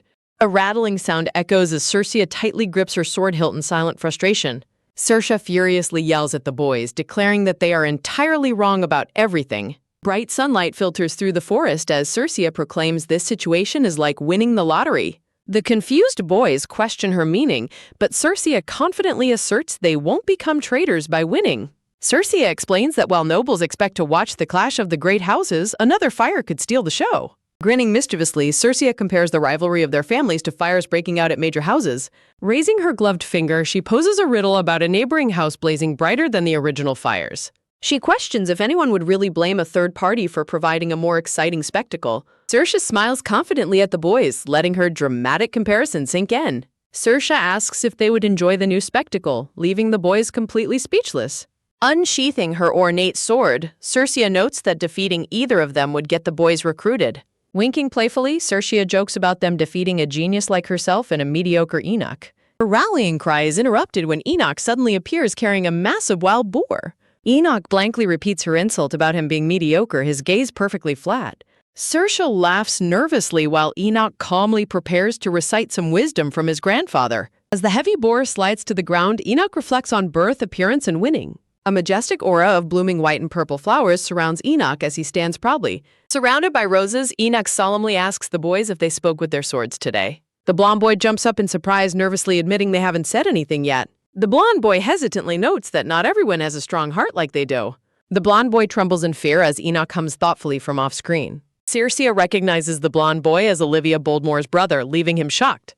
Circe clutches her head as she recalls the agonizing carriage ride spent dealing with Olivia's crying. Circe reveals she remembers his brother's dream to join the Emblem Knights, surprising him. Circe offers a secret tip on how to make a great impression on the Emblem Commander. Giving a thumbs up, Circe explains her mother respects those who refuse to give up, even in defeat. The blonde boy stares in stunned silence, a sweat drop running down his face. Comically bursting with electric energy, the blonde boy grabs his friend Emmett and fiercely charges off to hunt. Enoch offers the boys a 30-minute head start while he and Circe wait behind. Circe teases Enoch about just wanting to rest, but Enoch tells her to be quiet. Feeling motivated, the two boys draw their swords and resolve to show what they can do. With passionate shouts, the two boys sprint off into the woods to begin their hunt. Circe giggles at how cute they are, but Enoch calls out to her. Circe turns around in confusion, questioning what Enoch wants to discuss. Under the canopy, Circe slowly draws her elegant sword from its scabbard. Circe's golden eyes gleam with a sudden surge of excitement and sharp focus. Circe reacts with overwhelming joy to Enoch's news, making him point out she seems happier than him. Enoch blushes slightly and playfully asks if she will go easy on him so he can win. Circe deadpans and bluntly declares she will crush him, which Enoch finds comfortably familiar. Smiling warmly, Enoch admits he prefers it that way, and that is why he told her. Circe leans in close, noting with surprise that Enoch no longer gets sick when she is nearby. Circe recalls how she used to feel incredibly nauseous whenever she looked at Enoch's eyes. She notes his handsome eyes are captivating, but feels stranger the more she looks at them. Faint light sparkles as Circe feels an inexplicable sense of familiarity, trying to recall a distant memory. Blushing furiously, Enoch demands Circe step back, prompting her to apologize for her lack of spatial awareness. Suddenly appearing in the forest, Olivia tearfully screams at them not to marry each other, leaving both completely bewildered. Fuming with tearful jealousy, the young girl glares ahead with an angry, puffed-out expression. Stomping determinedly, the crying young girl marches forward through the forest dirt. Olivia tearfully accuses Circe of being a liar for breaking her promise to marry her father, while Circe wonders how she got here. Sobbing loudly, Olivia screams that Circe promised to marry her father instead of Enoch. Clutching her head in dizzy disbelief, Saoirse frantically tries to explain that marriage is not the priority right now. Saoirse scolds Olivia for entering such a dangerous area, but Olivia defensively argues that the youth course is safe. Enoch politely explains that the forest is dangerous without a sword and restricted only to participants, startling a blushing Olivia. Enoch warns Olivia that she must confess how she snuck into the Emperor's tournament to avoid severe consequences from her family. Terrified of her parents finding out about her reckless actions, Olivia gasps in sheer panic. Olivia begs them to keep her secret, prompting Enoch to suggest they quickly escort her out before her brother arrives. Saoirse worries that being caught assisting a trespasser could ruin her or Enoch's prospects at such a prestigious event. Saoirse silently blames the crying girl, who desperately pleads on behalf of her hardworking brother's reputation. Saoirse ponders deeply on how to resolve this delicate situation without causing any trouble. Saoirse contemplates how to protect Osric's honor while safely smuggling his crying little sister out of the woods. Tension mounts as Saoirse nervously makes a decision under Enoch's steady waiting gaze. The tournament tents stand tall against the backdrop of distant mountains under a bright sky. A regal, white-gloved hand is raised gracefully to command silence or attention.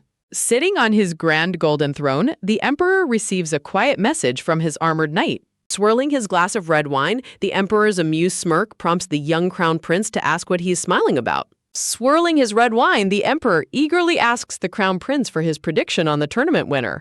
The young crown prince cheerfully predicts that House Grey will win, prompting the Emperor's curious questioning. The crown prince explains that while the Emblem Knights are formidable, they prioritize protecting the weak over winning. The vast sunny forest looms as the crown prince notes that Cerseia's protective nature could cost her the match. The crown prince concludes that Cersei will surely lose her tournament match if she is forced to protect someone. Taking a sip of his wine, the Emperor silently muses that this complication makes the game much more intriguing. Saoirse desperately puzzles over how to resolve this mess and still defeat her rival Enoch.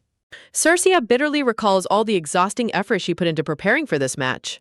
Saoirse battles with her conscience, wondering if she should sacrifice the brother's reputation since it is Olivia's fault.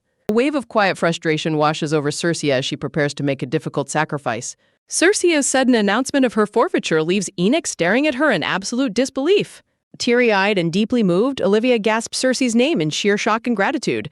Saoirse offers her hand to Olivia, admitting her disappointment but refusing to prioritize winning over helping someone in need. Saoirse smiles warmly as she reassures Olivia that she doesn't want to win by ignoring others in trouble. Enoch stares in silent horror, processing the weight of Cersei's self-sacrificing decision. Saoirse makes Olivia promise to stop whining about Enoch, while a frantic Enoch worries about his own tournament standing. Cersei firmly tells Enoch he must continue the tournament alone, while a sheepish Enoch offers to help. Saoirse explains that walking together would only draw unwanted attention and ruin their chances if caught. Cersei gently reminds Enoch of his own desperate need to win, a sentiment he solemnly agrees with. A majestic knight with silver armor and a long ponytail stands amidst blooming white roses. Cersei playfully nudges Olivia, urging Enoch to win so he won't be embarrassed. Watching Cersei go, Enoch silently acknowledges that Cersei also had a deeply important reason to win. Cersei warmly reassures Olivia as they begin their quiet journey back to the forest exit. Cersei notices Olivia trembling violently just before the young girl points ahead in absolute terror. Cersei gasps in horror as a monstrous, red-eyed boar demon with massive stag antlers suddenly emerges. Cersei panics internally, wondering why a dangerous demon is still roaming the supposedly cleared forest. A sudden hot snort escapes the beast's snout as it glares at them with menacing red eyes. Instantly drawing her sword, Cersei shields Olivia while recalling her mother's lessons about monstrous beasts.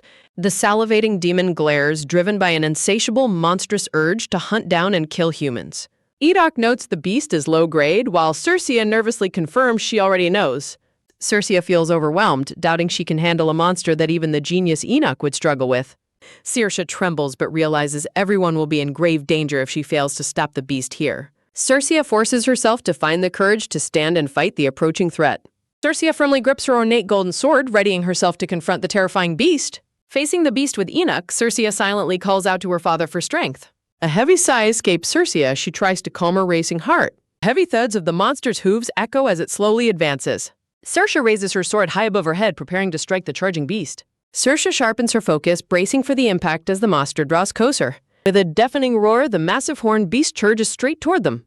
Saoirse remembers the crucial training advice to keep her eyes locked onto her prey. Cersei questions what her ultimate strength is as the moment of impact arrives. Relying on hundreds of hours of practice, Saoirse swings her sword on pure instinct. She charges the towering beast, trust placed entirely in her body's trained memory. Cercia strikes with incredible precision, slicing straight through the beast's massive antler. Blade cuts deep into the beast, drawing a sudden splash of dark blood. The wounded monster squeals in agony, prompting Cercia to yell for Enoch to finish it. Cercia's desperate cry snaps Enoch out of his daze, signaling his turn to strike. Gritting his teeth, Enoch charges forward as Cercia screams for him to deliver the final blow. Leaping high into the air, Enoch launches his decisive attack against the beast. With a powerful shout, Enoch plunges a sword directly into the monster's neck. The blade pierces deep into the beast's skull, instantly paralyzing its final movements. With a final burst, the defeated monster crumbles and disintegrates into black ash. Enoch asks if they succeeded as Cercia collapses onto the muddy ground in exhaustion. Cercia lies panting heavily on the wet ground, completely drained of energy. Turning back, Enoch looks at Cercia in shock and softly speaks her name. Enoch turns his head away, overwhelmed by a sudden wave of shame and self-reproach. Enoch blames himself for freezing up like an idiot while Cercia fought the beast. Looking down at his bloody sword, Enoch bitterly concludes that this is the absolute worst. Enoch vividly recalls Cercia's voice screaming at him to finish the beast off. Reflects that Cercia's urgent cry was the only thing that forced his legs to move. The memory of plunging his sword into the monster flashes vividly in his mind. Enoch admits that Cercia saved him by snapping him out of his frozen state. Blood slowly drips from the sword's hilt as Enoch tightly grips his weapon. Enoch acknowledges that this moment represents his complete defeat compared to Cercia's bravery. Cercia's bloody sword stands driven into the monster's remains as rain drips down. Cercia collapses to the ground and asks if the harrowing ordeal is finally over. Olivia tearfully throws herself at Cercia, who weakly reassures her that their trial continues. Olivia expresses deep gratitude through her tears, thanking Cercia for saving her life. Cercia smiles with relief but suddenly freezes as she hears rustling in the bushes. Cercia demands to know who is hiding in the bushes as a voice quickly replies. Osric and Emmett emerge with their prey, shocked to find Olivia covered in blood. Osric gazes in disbelief at the massive monster corpse, mistaking Enoch for the hero. Cercia quickly interrupts to credit Enoch with the hunt, warning of impending chaos. Cercia urges Osric to take Olivia away immediately before anyone notices her trespassing. Osric agrees to escape with his sister, promising to explain the situation to her later. Emmett promises Cercia to help guide the siblings out of the forest safely. The trio quickly retreats into the forest depths under the pouring rain. Cercia sighs at her eventful day, only to be interrupted when Enoch calls her name. Cercia asks Enoch if he is all right, but he solemnly questions why she lied about who hunted the beast. Enoch acts confused by her accusation, but Cercia angrily tells him to stop playing dumb as a dark vision of her past life enemy overlaps his face. Cercia gasps in absolute shock, pointing in terror as she recognizes the chilling resemblance. Covering her mouth in dread, Cercia frantically wonders why her past life enemy's face is overlapping with Enoch's. Cercia's legs shiver violently in the pouring rain as sheer panic completely paralyzes her. She bitterly recalls that her past life killer and the murderer of her parents had accomplices. A dark room is left in ruins with a shattered vase against a bright city skyline. She remembers the killer's right-hand man who managed the money and devised political strategies. A group of officers enters the dark room as a man in a suit watches silently. Looking out at the city, the man in the suit mockingly welcomes the detective back for their reunion. With a condescending smirk, Yoon Do-yoon arrogantly asks the detective if she delayed her arrival on purpose. The brown-haired detective glares back at him, her face contorted with intense anger and hatred. Dark background underscores her deep, burning rage toward her mortal enemy, Yoon Do-yoon. Cercia groans in sudden physical distress, prompting a concerned Enoch to call out her name in surprise. When Enoch tries to approach, Cercia frantically yells at him to stay away, startling the young boy.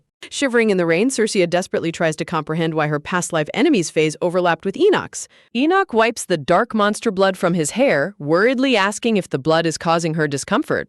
As Enoch asks how she feels now, Cercia realizes her sudden nausea has stopped, attributing it to his hair color. Reassuring Enoch that she is fine, Cercia reminds herself that Enoch is completely different from the despicable Yoon Do-yoon. While Enoch speaks up, Cercia silently acknowledges that despite his rude demeanor, he is not a bad person. Enoch kneels under the pouring rain to retrieve Cercia's fallen golden sword from the mud.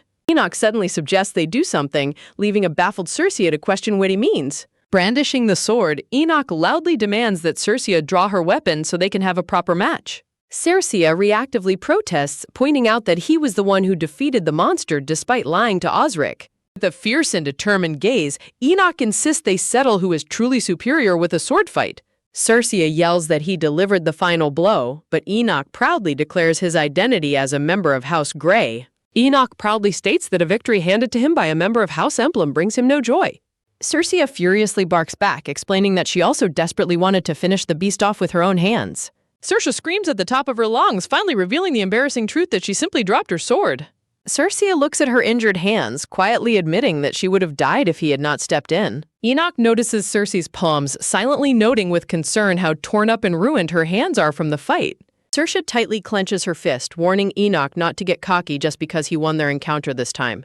Circe insists this is not a complete defeat, vowing she will have plenty of chances to prove herself. The two young rivals stand in silence as a heavy downpour of rain washes over them. Enoch walks away with a subtle, thoughtful expression, his cheeks slightly flushed under the rain. Enoch silently reflects on Circe's unwavering resolve to continue her journey in mastering swordsmanship. Circe touches her hair, silently admitting that despite Enoch's disagreeable attitude, she is grateful he inspired her to learn swordsmanship. Circe recalls the tearful gratitude in Olivia's eyes, realizing the profound impact of saving a life. She reflects deeply on her past life, remembering why she chose to become a detective. She remembers a grieving elderly couple tearfully thanking her for bringing peace and justice to their late daughter. Though she initially sought vengeance, helping others and becoming their salvation brought a deeper purpose to her life. A quiet transition captures her fond memory of the joy she felt when helping others. Circe looks down at her hands with a warm, gentle smile, realizing she has finally protected someone. She clenches her fist, thrilled by the lingering sensation of instinctively striking the monster's weak point. Overcome with pure happiness, Circe bursts into a bright, cheerful laugh that lights up her face. Enoch stares at her in absolute bewilderment, quietly calling out her name as she laughs. Softening his expression, Enoch quietly notes to himself that Circe looks truly happy. A spark of deep determination shines brightly in Enoch's clear blue eyes. High above, the tournament's grand emblem flag flutters majestically against the bright, confetti-filled sky. The roaring crowd erupts into deafening cheers, chanting Enoch's name as the tournament victor is announced. Amidst a rain of confetti and cheers, Enoch walks solemnly down the flower-lined red carpet. The murmuring crowd marvels at the young genius of House Grey who supposedly slain the monster. Overwhelmed by the undeserved praise, Enoch looks down in silent guilt and inner turmoil. Nobles toast to Duke Grey, who proudly declares that Enoch marks the dawn of their family's new era. Duke Grey casts a subtle, calculating glance toward the high seat during his celebration. The gold-eyed, blonde sovereign smiles knowingly while swirling his wineglass from his elevated throne. Duke Grey's expression turns chillingly cold under the intense gaze of the powerful sovereign. The sovereign mockingly praises Duke Grey's intellect, asking if he has already seen through the political trap. The sovereign sips his wine, noting that Enoch's triumph aligns perfectly with Duke Grey's ambitions. Placing a chess knight, the sovereign explains the political play that benefits Duke Grey's house. A dark, calculating glint flashes in the sovereign's golden eyes as he contemplates his next move. An ominous whisper asks his master to cooperate in this intricate game of power. Circe's parents stand among the crowd, their faces lined with deep anxiety and apprehension. Circe's mother turns in surprise as she is suddenly addressed by another attendee. Olivia and her mother step forward, nervously requesting to speak with the Duchess of House Elum. Circe's mother frantically begs Olivia's mother to lift her head as they bow in deep apology. Olivia's mother tearfully confesses that her daughter foolishly snuck into the tournament grounds after Circe. Circe's mother gasps in disbelief, suddenly realizing her own daughter was also in grave danger. Olivia chimes in to assure the worried mother that Circe only sustained minor hand injuries. Olivia tearfully blames herself for causing trouble and acting with complete disregard for safety. Letting out a soft, relieved sigh, Circe's mother places her hand over her racing heart. Circe's mother offers a breathtaking, gentle smile to ease the young girl's heavy guilt. Olivia and her mother stare in absolute awe, completely captivated by the Duchess's immense kindness. Kneeling down, Circe's mother reassures Olivia that House Emblem simply performed its duty to protect. Circe's mother politely excuses herself, walking away with her husband as Olivia bows respectfully. Nodding in agreement, Olivia and her mother admire how incredibly cool the Duchess of Emblem is. Circe's father suddenly points toward the forest edge, catching his wife's immediate attention. Circe pops out of the lush greenery, her golden eyes widening as she spots her parents. Her parents cry out her name in an emotional mix of sheer terror and profound relief. With a joyous leap and arms wide open, Circe runs happily toward her parents. The family embraces in a tight emotional hug surrounded by a radiant warmth of love. Circe's father asks if she had fun, receiving an energetic and cheerful response. Circe eagerly tells her mother that she has made an important life-changing decision. Her parents look completely stunned as Circe proudly declares her newfound love for swordsmanship. Bright, cute chuckle escapes Circe as she beams with absolute happiness. Enveloped in her parents' warm embrace, Circe feels safe and completely at peace.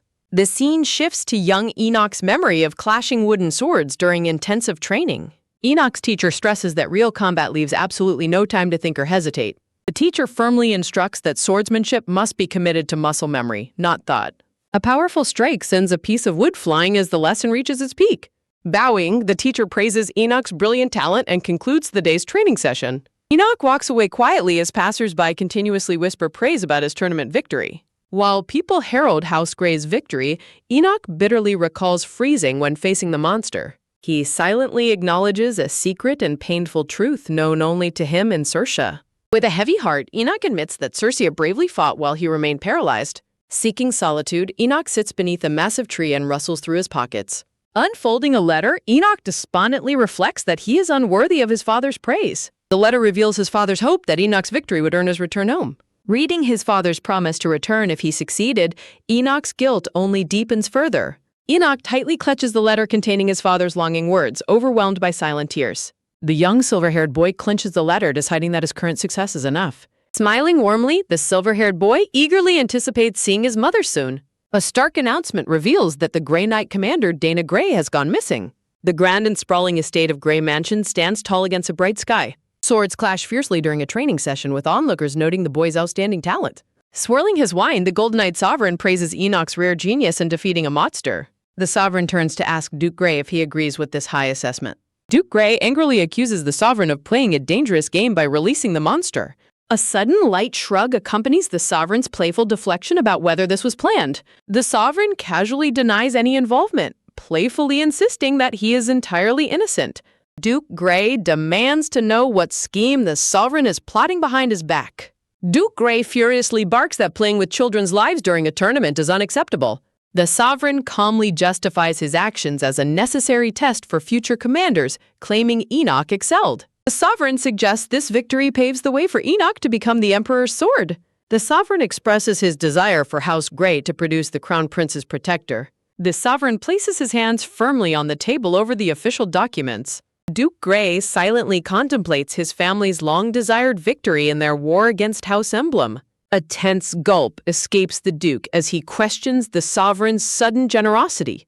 The Sovereign passionately argues that the Empire desperately needs a sharp, quick-witted new knight. Close-up of the Sovereign's golden eyes as he praises Enoch Grey as a potential hero. Duke Grey admits Enoch is an excellent knight, but remains deeply skeptical of the Sovereign's true motives. An inner monologue questions the logic of granting such a high title solely based on genius. The silent question remains as to what the Sovereign is truly trying to achieve. Duke Grey walks solemnly past a large portrait of a white-haired woman in uniform. Overwhelmed by sudden stress, Duke Grey's legs buckle as his steps falter. Sinking heavily into a nearby chair, Duke Grey lets out a defeated, weary sigh. Holding his forehead, Duke Grey asks the Sovereign for permission to speak freely as his former teacher. Smiling warmly, the Sovereign happily invites his old master to speak his mind.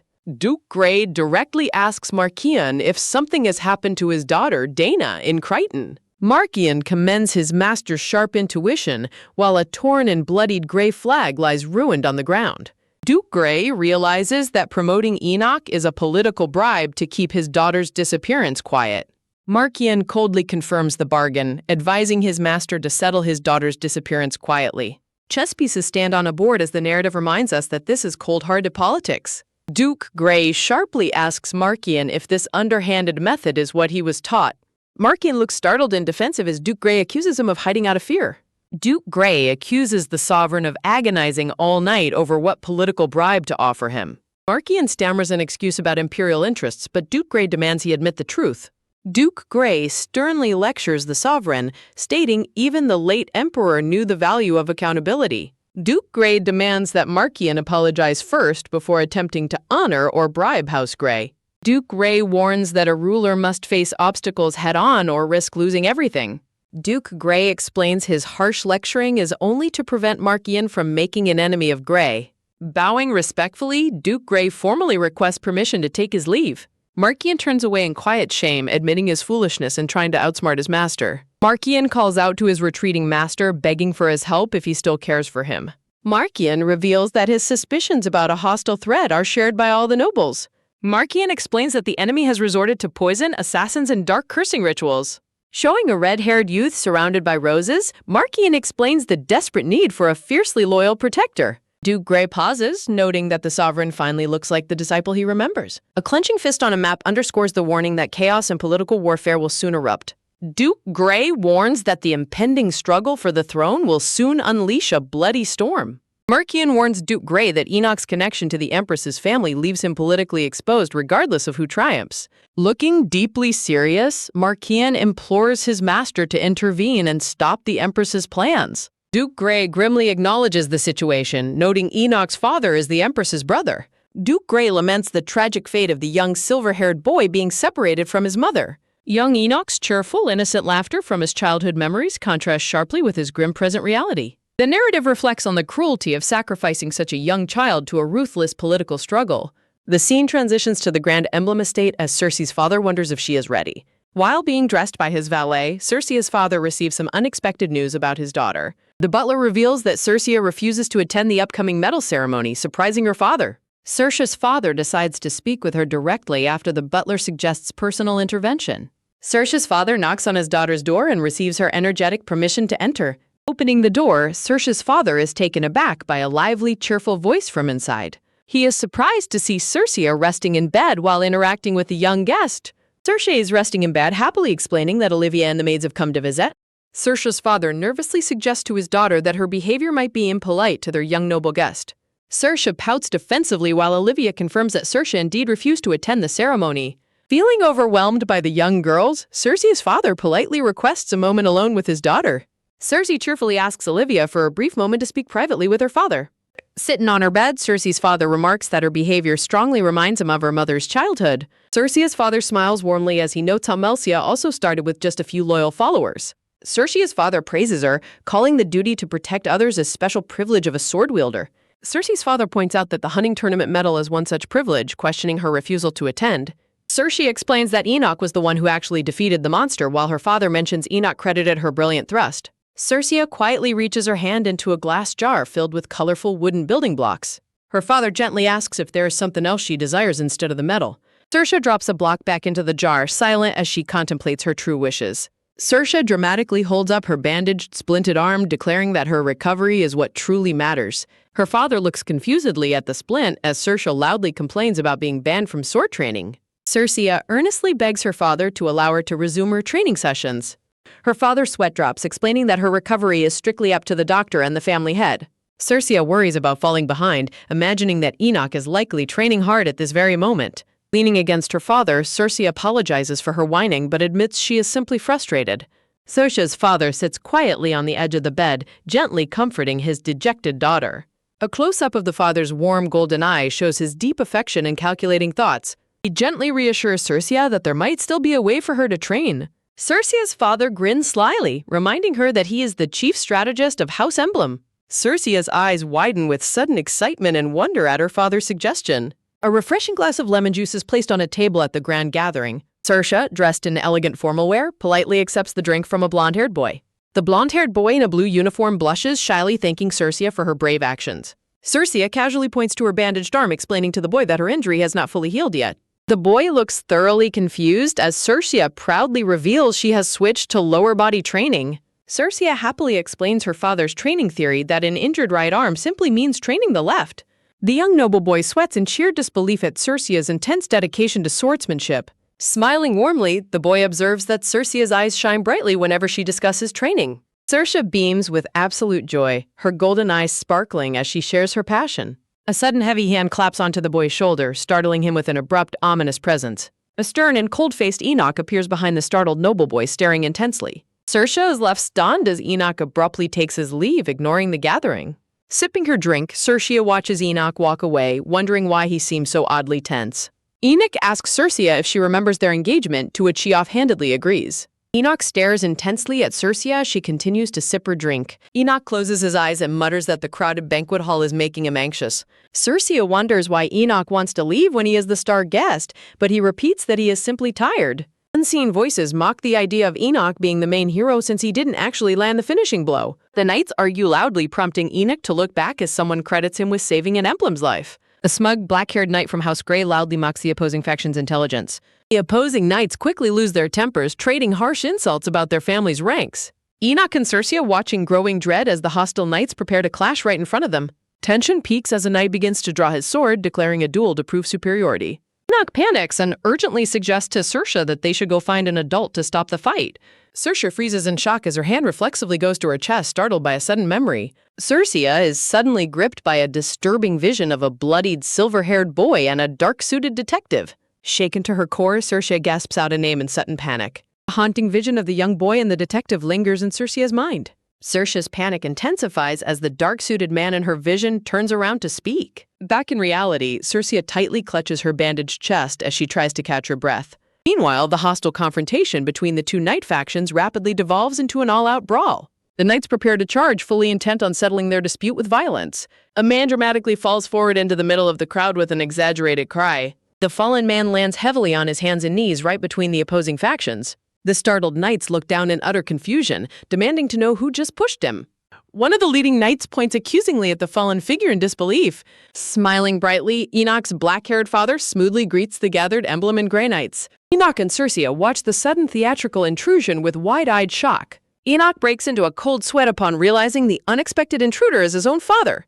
His father casually changes the subject, rambling about delicious, freshly baked bread to diffuse the tension. Sweating nervously, Enoch's father waves his hand as the confused knights reluctantly accept his presence. His father politely thanks the bewildered knights for their cooperation. Smiling warmly, Enoch's father takes Circe by the shoulder to escort her away. He gently guides Circe out of the tense hall while she readily agrees to follow. Looking back from behind a golden door, Enoch's father warmly tells the children to rest inside.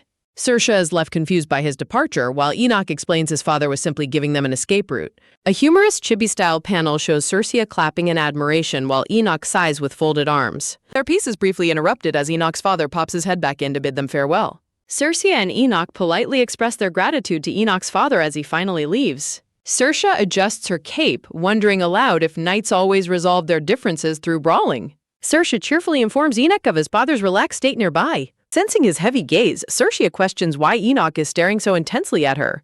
Enoch confronts Circe about her odd behavior during the confrontation, but she feigns ignorance.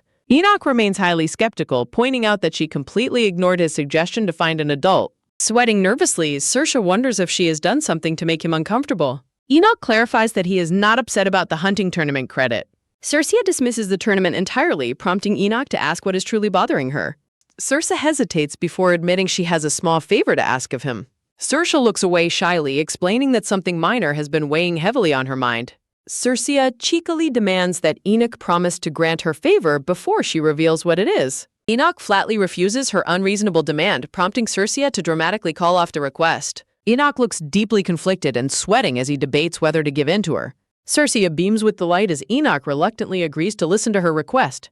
Circe commands Enoch to repeat after her, leaving him completely baffled. Circe grips Enoch's arm tightly, looking at him with desperate urgency. Circe begins to speak a strange title, prompting a confused reaction from Enoch. Circe urgently demands that Enoch address her as a detective. Enoch reacts with sheer bewilderment at her bizarre and sudden request. Circe frantically presses him to quickly agree and use the title. Hoping to uncover a connection to her past life, Circe waits as Enoch finally calls her detective. Circe stands silently in suspense after Enoch complies with her strange request. Circe sweat drops in disappointment when the experiment fails to yield any useful clues. Circe reasons to herself that Enoch is likely unrelated to her past enemy. Circe nervously laughs it off and tells Enoch to completely forget about her request. Enoch becomes highly agitated, protesting that he cannot simply forget her strange words. Enoch abruptly stops speaking mid-sentence, looking deeply conflicted. Circe is left deeply puzzled by Enoch's sudden silence. Enoch turns the tables, demanding a promise from Circe in return for his favor. Circe hesitantly asks for clarification as Enoch holds out his pinky finger. Enoch stands resolutely awaiting her promise with his pinky outstretched. Enoch remains firm in his silent demand for a pinky promise. Circe wonders why Enoch is being so stubborn about making a promise. Circe's attention is suddenly diverted by loud noises coming from outside the room. Ignoring the distraction, Enoch loudly insists on locking in their promise. Circe relents and wraps her pinky around Enoch's to seal the deal. An awkward silence falls over the two children after making their promise. Circe feels relieved to see Enoch's tense demeanor finally soften. Staff members open the grand doors, announcing the arrival of important guests. Circe curiously asks who has arrived as the attendants hurry past them. The announcement of the Empress's arrival catches Circe completely off guard. Elegant footsteps echo through the corridor as the royal entourage approaches. The elegant empress enters the hall, holding hands with the young second prince, Adore. Cersei admires the empress's beauty, asking Enoch about his family ties to royalty. Cersei silently marvels at the striking family resemblance between the empress and her uncle. Cersei's uncle, Edward, suddenly rushes over to the children in a hurry. Edward nervously announces that he and Enoch must leave the party immediately due to an emergency. Cersei and Enoch quickly agree to their sudden departure. Edward tries to brush off the children's concerns despite looking visibly unwell. Cersei watches Edward closely, starting to notice something strange about his behavior. Sensing Edward's trembling fear, Cersei bids him and Enoch to safe trip home. Cersei waves goodbye as the Empress approaches them from the background. The Empress stops Edward, gently chiding him for trying to leave without greeting her. Cersei is stunned to realize the Empress is addressing her uncle as a brother.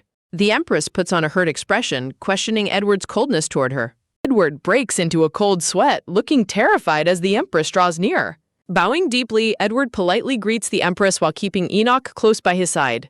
Edward defiantly declares that he has cut ties with his family, refusing the Empress's sisterly affection. Enoch looks up at his father in shock, completely stunned by the cold declaration. The Empress's gaze softens with disappointment as Edward remains completely unyielding. Cersei watches in dread as the atmosphere in the hall suddenly turns icy cold. Edward's eyes flash with intense anger as he silently refuses to accept her as family. Edward sharply raises his voice, demanding the Empress stop referring to them as family. Cersei watches in shock as the Empress begs Edward to talk things out properly. Cersei is bewildered by the Empress insisting on her sisterly status despite Edward's clear rejection. Edward visibly struggles, sweating as he begs to be allowed to leave and rest inside. Cersei finds it incredibly creepy that the Empress continues to push sisterly affection onto Edward. Observing the Empress closely, Cersei realizes her elegant appearance hides a deeply bizarre and unsettling personality. Cersei frantically brainstorms a way to bypass imperial rules and help her uncle escape the situation. She desperately searches for a distraction to free her uncle from this unbearable tension. A sudden, brilliant idea strikes her like lightning, filling her with mischievous determination. Cersei boldly decides that the best course of action is to cause a massive scene. Cersei loudly exclaims that her uncle is about to collapse from a sudden severe fever. Cersei slyly winks at Enoch, urging him to play along and help save his father. Enoch freezes in utter surprise, completely caught off guard by her sudden theatrical performance. Quickly catching on, Enoch desperately pleads with his father to return home before he collapses. The dramatic display successfully sways the surrounding crowd, who murmuringly agree he should go rest. Cersei boldly confronts the Empress, demanding how she could ignore her own brother's obvious suffering. The Empress gasps in panic as Cersei dramatically warns that Edward might stop breathing. Cersei internally smirks, knowing a collapse here would cause a massive scandal for the royals. Thoroughly panicked by the threat of a public scandal, the Empress finally permits Edward to leave. The Empress claims she acted out of worry, but Cersei remains highly skeptical of her excuses. Edward casts a dark, lingering look of sheer resentment back toward the elegant Empress. Edward politely bids them farewell, guiding Enoch away from the suffocating presence of the royal. Cersei cheerfully waves goodbye as Edward and Enoch finally make their escape down the corridor. Cersei breaks into a cold sweat, realizing too late that she should have left with them. Feeling the Empress's cold anger radiating, Cersei swallows hard, realizing she is in deep trouble. Cersei quickly steals her resolve, convincing herself that she merely did what was absolutely necessary. The Empress turns her sharp focus onto Cersei, addressing her as the young emblem lady. The Empress flashes a radiant, perfectly poised smile that masks her simmering frustration. Cersei cheekily retorts that truly caring for someone means knowing when they are suffering in silence. The Empress's smile falters, inwardly seething at the audacity of a mere child talking back. Cersei stands her ground, internally warning the sovereign to leave her beloved uncle alone. Cersei playfully reminds herself that surely an adult wouldn't hold a grudge against a child. Tense silence stretches as the Empress slowly coaxes her mouth back into a tight smile. The Empress dryly comments that Cersei's bold attitude is indeed typical of the proud emblem family. Without another word, the Empress turns to leave, calling the young prince to follow her. The Empress reassuringly promises Prince Adore that they will have future opportunities to meet Edward. Cersei politely bows, bidding the imperial royal entourage a safe return to the Bellows. Left behind, Cersei anxiously ponders what the Empress meant by calling her behavior emblem-like. Returning to the banquet, Cersei demands water while her companion curiously asks where she was. After explaining her brief encounter with the Empress, Cersei questions if the royal dislikes her family. Man reveals a shocking secret, explaining that the Empress's past love proposed to Cersei's mother. Circe violently spits out her drink in sheer shock upon learning the suitor was the emperor. Wiping her mouth, Circe finally understands why the empress harbors such a deep-seated hatred. Horrified, Circe realizes she has practically kicked a hornet's nest and earned a powerful enemy. Later that night, frantic voices echo through the grand estate, desperately calling out Circe's name. Circe's bedroom door flies open as her mother bursts inside, looking pale with panic. Rubbing her eyes, Circe is stunned when her mother demands to know what she told the empress. Circe protests her innocence, but her mother frantically insists she shouldn't have spoken to her. Her mother desperately demands answers, gripping her shoulders while Circe struggles to explain her actions. Their tense conversation is interrupted as Circe's father rushes into the room to comfort his wife. Circe's father holds his weeping wife, whispering about a mysterious tragedy involving someone named Dana. Circe watches them in growing dread, silently wondering what dark fate befell her Aunt Dana. Circe's mother leaves, requesting some solitude, which her brown-haired husband reluctantly agrees to grant. Circe and her father look up as a sudden heavy thud echoes outside her bedroom. Circe asks her father about Aunt Dana, but he sweat drops and claims ignorance of the details. Circe anxiously asks her father if she did something wrong by confronting the empress yesterday. Her father offers a gentle, silent smile, attempting to ease Circe's growing anxiety. Circe's father gently pulls her into a warm, comforting embrace to reassure her. Clinging to him, Circe softly calls out to her father in the quiet room. Circe quietly promises her father that she will do as he asks. Her father explains her mother's anxiety about Dame Dana, but a sudden noise interrupts him. Her father quickly rushes out to the balcony to investigate the source of the commotion. Flashback reveals Melcia clashing swords with her father, accusing him of abandoning Dana. The furious patriarch in a decorated blue uniform yells at Melcia for insulting her father. Circe anxiously asks her father what is happening as he prepares to head downstairs. Her father instructs Circe to stay inside while she questions the cause of the argument. Promising to investigate, her father coaxes Circe to remain in her room, and she agrees. Smiling anxiously, her father gently praises Circe before turning to leave her room. As her father departs, Circe watches him leave with a deep, instinctive sense of dread. The dark corridor remains silent as Circe wonders about the mysterious fate of Aunt Dana. Circe stands frozen in the dim hallway, her face pale with concern and uncertainty. Clenching her trembling fist, Circe worries about Aunt Dana and another person's dashed hopes. Circe recalls that Enoch was eagerly hoping to live with his mother after the tournament. Circe sits on her bed, suddenly realizing that Enoch must still be waiting. Circe wonders if Aunt Dana was severely injured during her long stay in Crichton. Shadows stretch across the empty hallway as Circe begins to fear the absolute worst. Circe anxiously wonders if Enoch has already heard the terrible news about his mother. Circe suddenly leaps out of her bed, driven by a sudden wave of panic. Circe desperately hopes that Enoch wouldn't be reckless enough to sneak off to Crichton. A young boy flinches in the shadows as he secretly prepares to slip away. Carrying a heavy backpack, young Enoch casts a solemn, determined look back into the dark. A soft, heavy thud echoes through the mansion as the door is quietly shut. Although her father hid the truth, the next day's newspaper announced Aunt Dana's disappearance. Circe gasps in shock as she reads the newspaper detailing the rising crisis in Crichton. Circe insists on knowing what is happening in her country despite her maid's concerns. Dismissing Circe's questions, the maid asks if she has eaten, but Circe declines. Surprised, Circe learns from her maid that her mother left for the palace. Circe laments being left completely alone while her entire family is at the palace. The maid reassures her, but Circe dramatically claims she wants to enjoy her loneliness. Circe clenches her fists with a sudden mischievous sparkle of determination in her eyes. Circe remembers her mother calling out her name Cecilia with a gentle, caring expression. When Circe asks to visit the Grey Mansion, the maid flatly rejects her request. Circe protests, but her maid warns that visiting the hostile Grey Mansion is dangerous. Circe cheekily whistles, pretending to agree while secretly hatching a brand new plan. Circe boldly demands to attend sword training, but the maid immediately shuts her down. A hand-drawn portrait of Enoch is pinned directly onto a straw sword training dummy. Dressed for training, Circe slashes at the dummy while quietly expressing pity for Enoch. Circe stops mid-swing and gazes intently at the dummy as a realization hits her. Circe tearfully realizes that the straw dummy has always been her most loyal companion. Circe happily embraces the dummy, calling it a friend, but accidentally snaps its base. The straw dummy collapses to the ground, leaving a completely stunned Circe standing speechless. Circe panics in despair, wondering why her only companion had to break right now. Circe collapses onto the floor in tears, wailing in worry for Enoch and the dangerous monsters. Circe's dramatic despair is suddenly interrupted by a firm, heavy footstep sounding close behind her. Circe quickly pauses her crying and looks up in complete confusion at her unexpected visitor. Circe's eyes widen as she recognizes her imposing red-bearded grandfather standing proudly before her. Her grandfather pulls her into a warm hug, gently offering sweet, comforting words to soothe her. Saoirse clings tightly to his elegant uniform, looking up at him with tear-filled yellow eyes. Her grandfather calmly reveals his shocking decision to step down from his ducal title over Dana's disappearance. Saoirse frantically protests his choice, demanding how he can casually abandon such an important royal title. The proud elder smiles warmly, declaring that only his sword and way of life define him. Saoirse looks up in silence as her grandfather places a gentle, reassuring hand on her head. Saoirse reflects deeply on her grandfather's words, realizing his profound dedication to his own path. Saoirse gently holds his sleeve, deeply moved by his resolute, honorable spirit and quiet determination. A bright, happy smile replaces Saoirse's tears as she looks up at her beloved grandfather. Her grandfather smiles back warmly, his face filled with deep affection and quiet relief.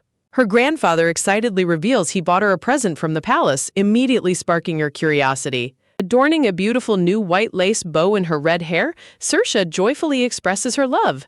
Her grandfather explains his necessary return to Crichton Forest, prompting Saoirse to anxiously beg him to stay. Saoirse listens quietly, her youthful face turning serious as she contemplates the dangerous mission ahead. Her grandfather quietly reassures her that Aunt Dana is actually safe, leaving Saoirse momentarily stunned. Saoirse extracts a firm promise from her grandfather to always return for her birthday celebrations.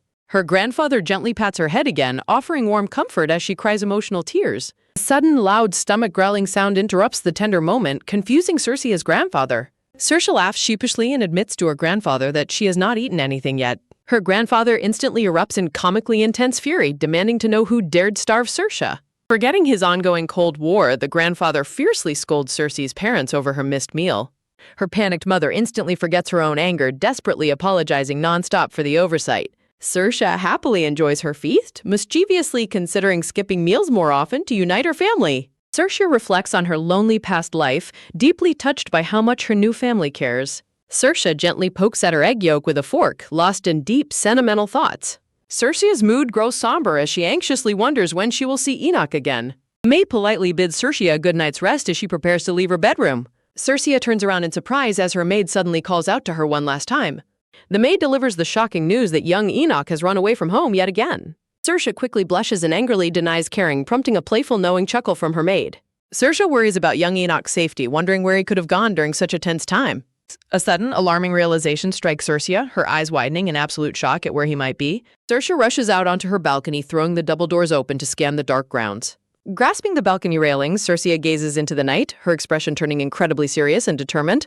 A small, knowing smile plays on Saoirse's lips as she formulates a plan to find him. Saoirse sneaks up on Enoch as he reads a letter under a tree, startling the white-haired boy. Enoch gasps in surprise, calling out her name as Saoirse offers him a warm, friendly smile. Sitting beside him under the starry night sky, Saoirse curiously asks what letter he is reading. Enoch sighs and lies down on the soft grass, attempting to clear his troubled mind. When Saoirse gently offers him comfort, Enoch quietly declines, stating he simply wishes to rest. Lying beside him, Saoirse internally struggles to find the right words to comfort her quiet companion. Enoch sits up and explains that his father collapsed upon hearing news about his mother, shocking Saoirse. Enoch resolutely declares that crying won't solve anything and would only worry his family even more. Saoirse is deeply touched by his maturity, silently contemplating his heartbreaking yet noble perspective. Saoirse looks at him with deep empathy, realizing how much emotional burden the young boy is carrying. Staring up at the starry night, Enoch remains silent as Saoirse softly asks if he is truly okay. Enoch sadly reflects on his distant mother, quietly accepting that they will remain separated a bit longer. Saoirse looks down at Enoch with deep concern, softly calling out his name in the quiet forest. Saoirse quietly kneels beside Enoch as he lies on the grass under a soft beam of moonlight.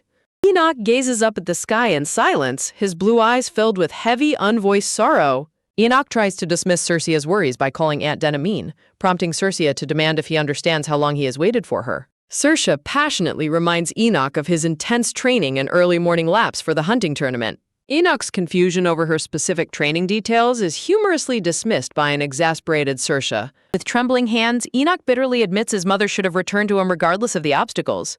Saoirse passionately exclaims that Aunt Dana should have returned because she is his mother. Saoirse is suddenly shaken as she recognizes a familiar, dark anger in Enoch that reminds her of someone from her past. She recalls her past life where an angry fist slammed onto a table during a tense interrogation. In her memory, a determined detective yelled at Yoon Do-yoon, offering her help to put his mother's killer in jail. The detective urged Yoon Do-yoon to join forces for revenge while he sat in weary, silent amusement. Yoon Do-yoon looked up with a cool smirk, questioning the detective's assumption that he wanted to avenge his mother. Yoon Do-yoon playfully mocked the detective's ignorance, shockingly revealing his mother had stolen money from her killer. He coldly questioned why he would ever avenge someone like his mother, leaving the detective completely stunned. The detective gasped in horror as Yoon Do-yoon chillingly declared his true goal was revenge against his mother. In the present, Cercia gasps as she clenches her dress, deeply unsettled by the lingering memory. Cercia chides herself for comparing Enoch to Yoon Do-yoon, promising never to repeat the mistake. Enoch's sudden declaration of wanting revenge on his mother catches Cercia completely off guard. Enoch resolutely vows to become the Emperor's sword to make his mother regret her choices forever. Relieved, Cercia sighs and finds his childish idea of revenge to be surprisingly harmless and cute.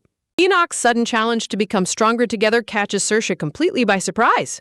An irritated chibi Cercia fumes, declaring that Enoch is exactly the type of guy who makes girls want to punch him. Years later, Cercia lies panting on the training ground floor after an exhausting sword match. A formal announcement echoes across the courtyard, declaring that the intense training match has been decided.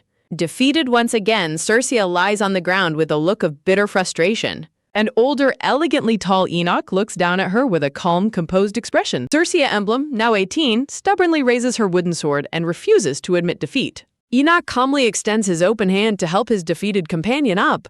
Cercia glares up in frustration, realizing Enoch has grown significantly taller and much stronger. Cercia closes her eyes in annoyance at her rival's irritatingly superior progress. The scene shifts to a torchlit stone hallway echoing with the sharp sounds of training. A fierce clash of steel rings out as two blades collide in the training hall. Cercia aggressively spars with a mysterious, mummy-wrapped opponent in the dark corridor. The two duelists stand facing each other, breathing heavily in the dim light. Cercia smirks, teasing the Royal Direct Guard Knight about being full of openings before ending their session. The mysterious wrapped knight stands in silent contemplation, holding an elegant sword. A single desperate call for Aunt Dana echoes through the pitch-black darkness. The silent, mummy-wrapped knight stands under the torches, their true identity hidden. Cercia lies defeated, bitterly lamenting how impossible it is to surpass a hardworking genius. Cercia sighs on the ground, tired of facing the same defeat in every single spar. Enoch stands tall under the bright blue sky, looking down at her with calm, empty eyes. Cercia leans on Enoch as he helps her walk, realizing she can no longer read his mind. Enoch stares ahead with a distant, unreadable expression as they leave the courtyard. Enoch asks Cercia if she can walk home alone, and she quickly reassures him that she is fine. Cercia looks back at him, wondering when the competitive gap between them became so wide. The two childhood friends walk away from each other in opposite directions across the training circle. Clutching her arm, Cercia looks down in quiet self-pity, calling her own performance pathetic. Enoch pauses and glances back over his shoulder, watching Cercia walk away. Cercia looks up in surprise, completely caught off guard by a sudden question. Enoch stands calmly under falling leaves, firmly demanding a straight answer from her. Stunned by his directness, Cercia stammers in absolute confusion over what he means. Enoch suddenly turns his back on his childhood friend and walks away. The two friends silently walk away from each other, leaving a heavy silence behind. Cercia grabs her red hair in sheer frustration over her disappointing defeat. Grinning manically, Cercia lets out a quiet remark as her anger begins to boil. Cercia notes that it has been quite some time since she felt this incredibly furious. Panic screams echo across the courtyard as terrified knights desperately flee from Lady Cercia. Cercia furiously orders Zeke and Lucas to stop, but they cry out that she will beat them if they do. Cercia fanatically suggests treating their spar like a real combat battle, leaving the knights screaming in terror. Cercia loudly reassures them that she has no intention of killing them as she attacks. A desperate announcement echoes across the courtyard that no one is left to spar with her. Cercia's father walks down the elegant hallway while his butler follows closely behind him. The butler notes that Cercia's aggressive behavior always worsens after she spars with Lord Enoch. Cercia's father quietly contemplates as the butler worries about her increasingly frequent aggressive states. The father commands the butler to contact his wife immediately, receiving a quick, polite confirmation. A quiet, slow dripping sound echoes from the golden faucet in the empty washroom. Cercia stares into the mirror, shocked to find dark circles under her eyes from exhausting training. Exhausted and bandaged, Cercia questions if she needs to find new sparring partners outside her home. Cercia reflects on her month-long isolation, admitting she avoids going outside to escape people's gossip. She bitterly recalls how people always gossip about Enoch's predictable, continuous victories over her in every spar. Cercia sighs in self-pity, feeling incredibly frustrated that she hasn't made any progress while Enoch thrives. A sudden knock on the door interrupts her thoughts as a familiar voice calls her name. Cercia quickly peeks out of her room, instantly recognizing her mother's warm, welcoming voice. Cercia's mother stands gracefully in the glowing hallway, calling out her daughter's name with a bright smile. Saoirse leaps into her mother's loving embrace, happily welcoming her back home. Cersei asks how she found time away from the palace, and her mother sweet-talks her, saying she dropped everything just to see her. Cersei realizes that despite her past life age, standing before her mother always makes her feel like a carefree child. Cersei asks if her father contacted her, leaving her mother startled and wondering how she figured it out. Cersei emits a dark aura, muttering that it was totally obvious, which instantly unnerves her mother. Protesting her innocence, Cersei is playfully dragged away by her smiling mother. Cersei laughs and pleads with her mother to stop pushing her as they head to the couch. Sitting on the sofa, her mother gently questions why she has been tormenting the mansion's poor knights. Her mother advises against extreme sparring, but Cersei passionately argues that realistic combat is crucial to prepare for potential wars. Cersei insists it's the only way to get stronger, prompting a knowing, warm smile from her mother. Her mother gently points out that Cersei's harsh training stems from her deep desire to grow much stronger. Her mother astutely notes that Cersei is simply frustrated by her seemingly slow progress. Hit by the truth, Cersei drops her head in silence as a quiet sigh escapes her. Cersei sits dejectedly on the sofa as her mother gazes at her with deep sympathy. Cersei fears becoming the first emblem to lose to the Grey family, dreading that everyone will view her as pathetic. Her mother reaches out, gently holding her daughter's tense bandaged hands to offer comfort. Her mother reminds her of how she once fell in love with the sword and asks how she feels now. Cersei looks up at her mother, her beautiful gold eyes welling with emotional tears. Cersei dramatically yells that her beloved sword betrayed her by favoring Enoch instead. Her mother is completely bewildered by Cersei's dramatic complaints about the painful love of swordsmanship. Cersei dramatically vows never to love again if it is always going to be this painful. Cersei huffs and pouts like a spoiled child, her anger dissolving into humorous tears. With a sweet smile, her mother asks if she is done venting, and Cersei sheepishly replies yes. Her mother asks if she can handle what's next, and Cersei enthusiastically agrees to any harsh training challenge. Her mother instructs Cersei to attend Olivia Boldmore's birthday party, leaving her completely shocked. Cersei is completely overwhelmed by the sudden news that her father will teach her how to dance. Cersei's mother promises that many eager guests will be waiting to see her at the venue. Cersei screams in utter despair when her mother coaxes her into promising to attend. Cersei remains frozen in panic as she processes the idea of dance lessons with her father. The vivid imagery of the social gathering lingers in Cersei's mind as she hesitates. Entering the vast golden ballroom, Cersei's father expresses great relief at finally utilizing the grand space. Cersei reluctantly follows her father as they walk across the vast, polished ballroom floor. Cersei stops in her tracks, wide-eyed with sudden apprehension as her father turns around. With a gentle smile, her handsome father gracefully extends his hand to invite her to dance. Noting her visibly sullen expression, her father points out that she does not look very enthusiastic. Cersei explains her reluctance, admitting that social gatherings and formal banquets simply do not suit her. Cersei feels deeply pierced when her father jokingly points out her current struggles with swordsmanship. While acknowledging his point, Cersei questions if dancing is truly the solution she needs right now. Her father gently invokes her mother's wisdom, asking if her mother would ever mislead her. Cersei begrudgingly concedes her mother's intentions, though she still harbors lingering doubts about the plan. Her father maintains a calm, knowing smile as Cersei struggles to find a counterargument. Her father dramatically guilt-trips Cersei, prompting her to immediately panic and agree to dance with him. Cersei grumbles about her father's blatant manipulation, knowing she can never resist his emotional pleas. Cersei complains as her father playfully pushes her forward, noting he behaves exactly like her mother. Her father fondly recalls that he was always her mother's favorite practice partner for dancing. As the elegant gramophone begins to play, Cersei watches her father prepare for their dance. A sudden realization washes over Cersei's face as the music begins to fill the room. Cersei proudly declares her mother's strength, while her father challenges her to prove her own resilience. Determined to find a path forward, Cersei vows to find a breakthrough during this training. Gritting her teeth, Cersei passionately declares that she will work as hard as she can. Her father looks at her with immense pride and affection, pleased by her renewed determination. The scene shifts to the grand venue of Lady Olivia's birthday celebration on a bright day. The elegant ballroom is bustling with noble guests enjoying the lavish birthday party of Lady Olivia. Olivia anxiously bites her nails, desperately hoping her dearest friend Cersei will arrive for their dance. Lady Olivia Boldmore, now 18, sits dejectedly as her attendant watches her with quiet concern. Lizzie Vanderwell approaches Olivia with a sweet-toned compliment, praising the beauty of her birthday party. Lizzie continues her flattering remarks, stating the event perfectly befits the prestigious Boldmore Marquis family.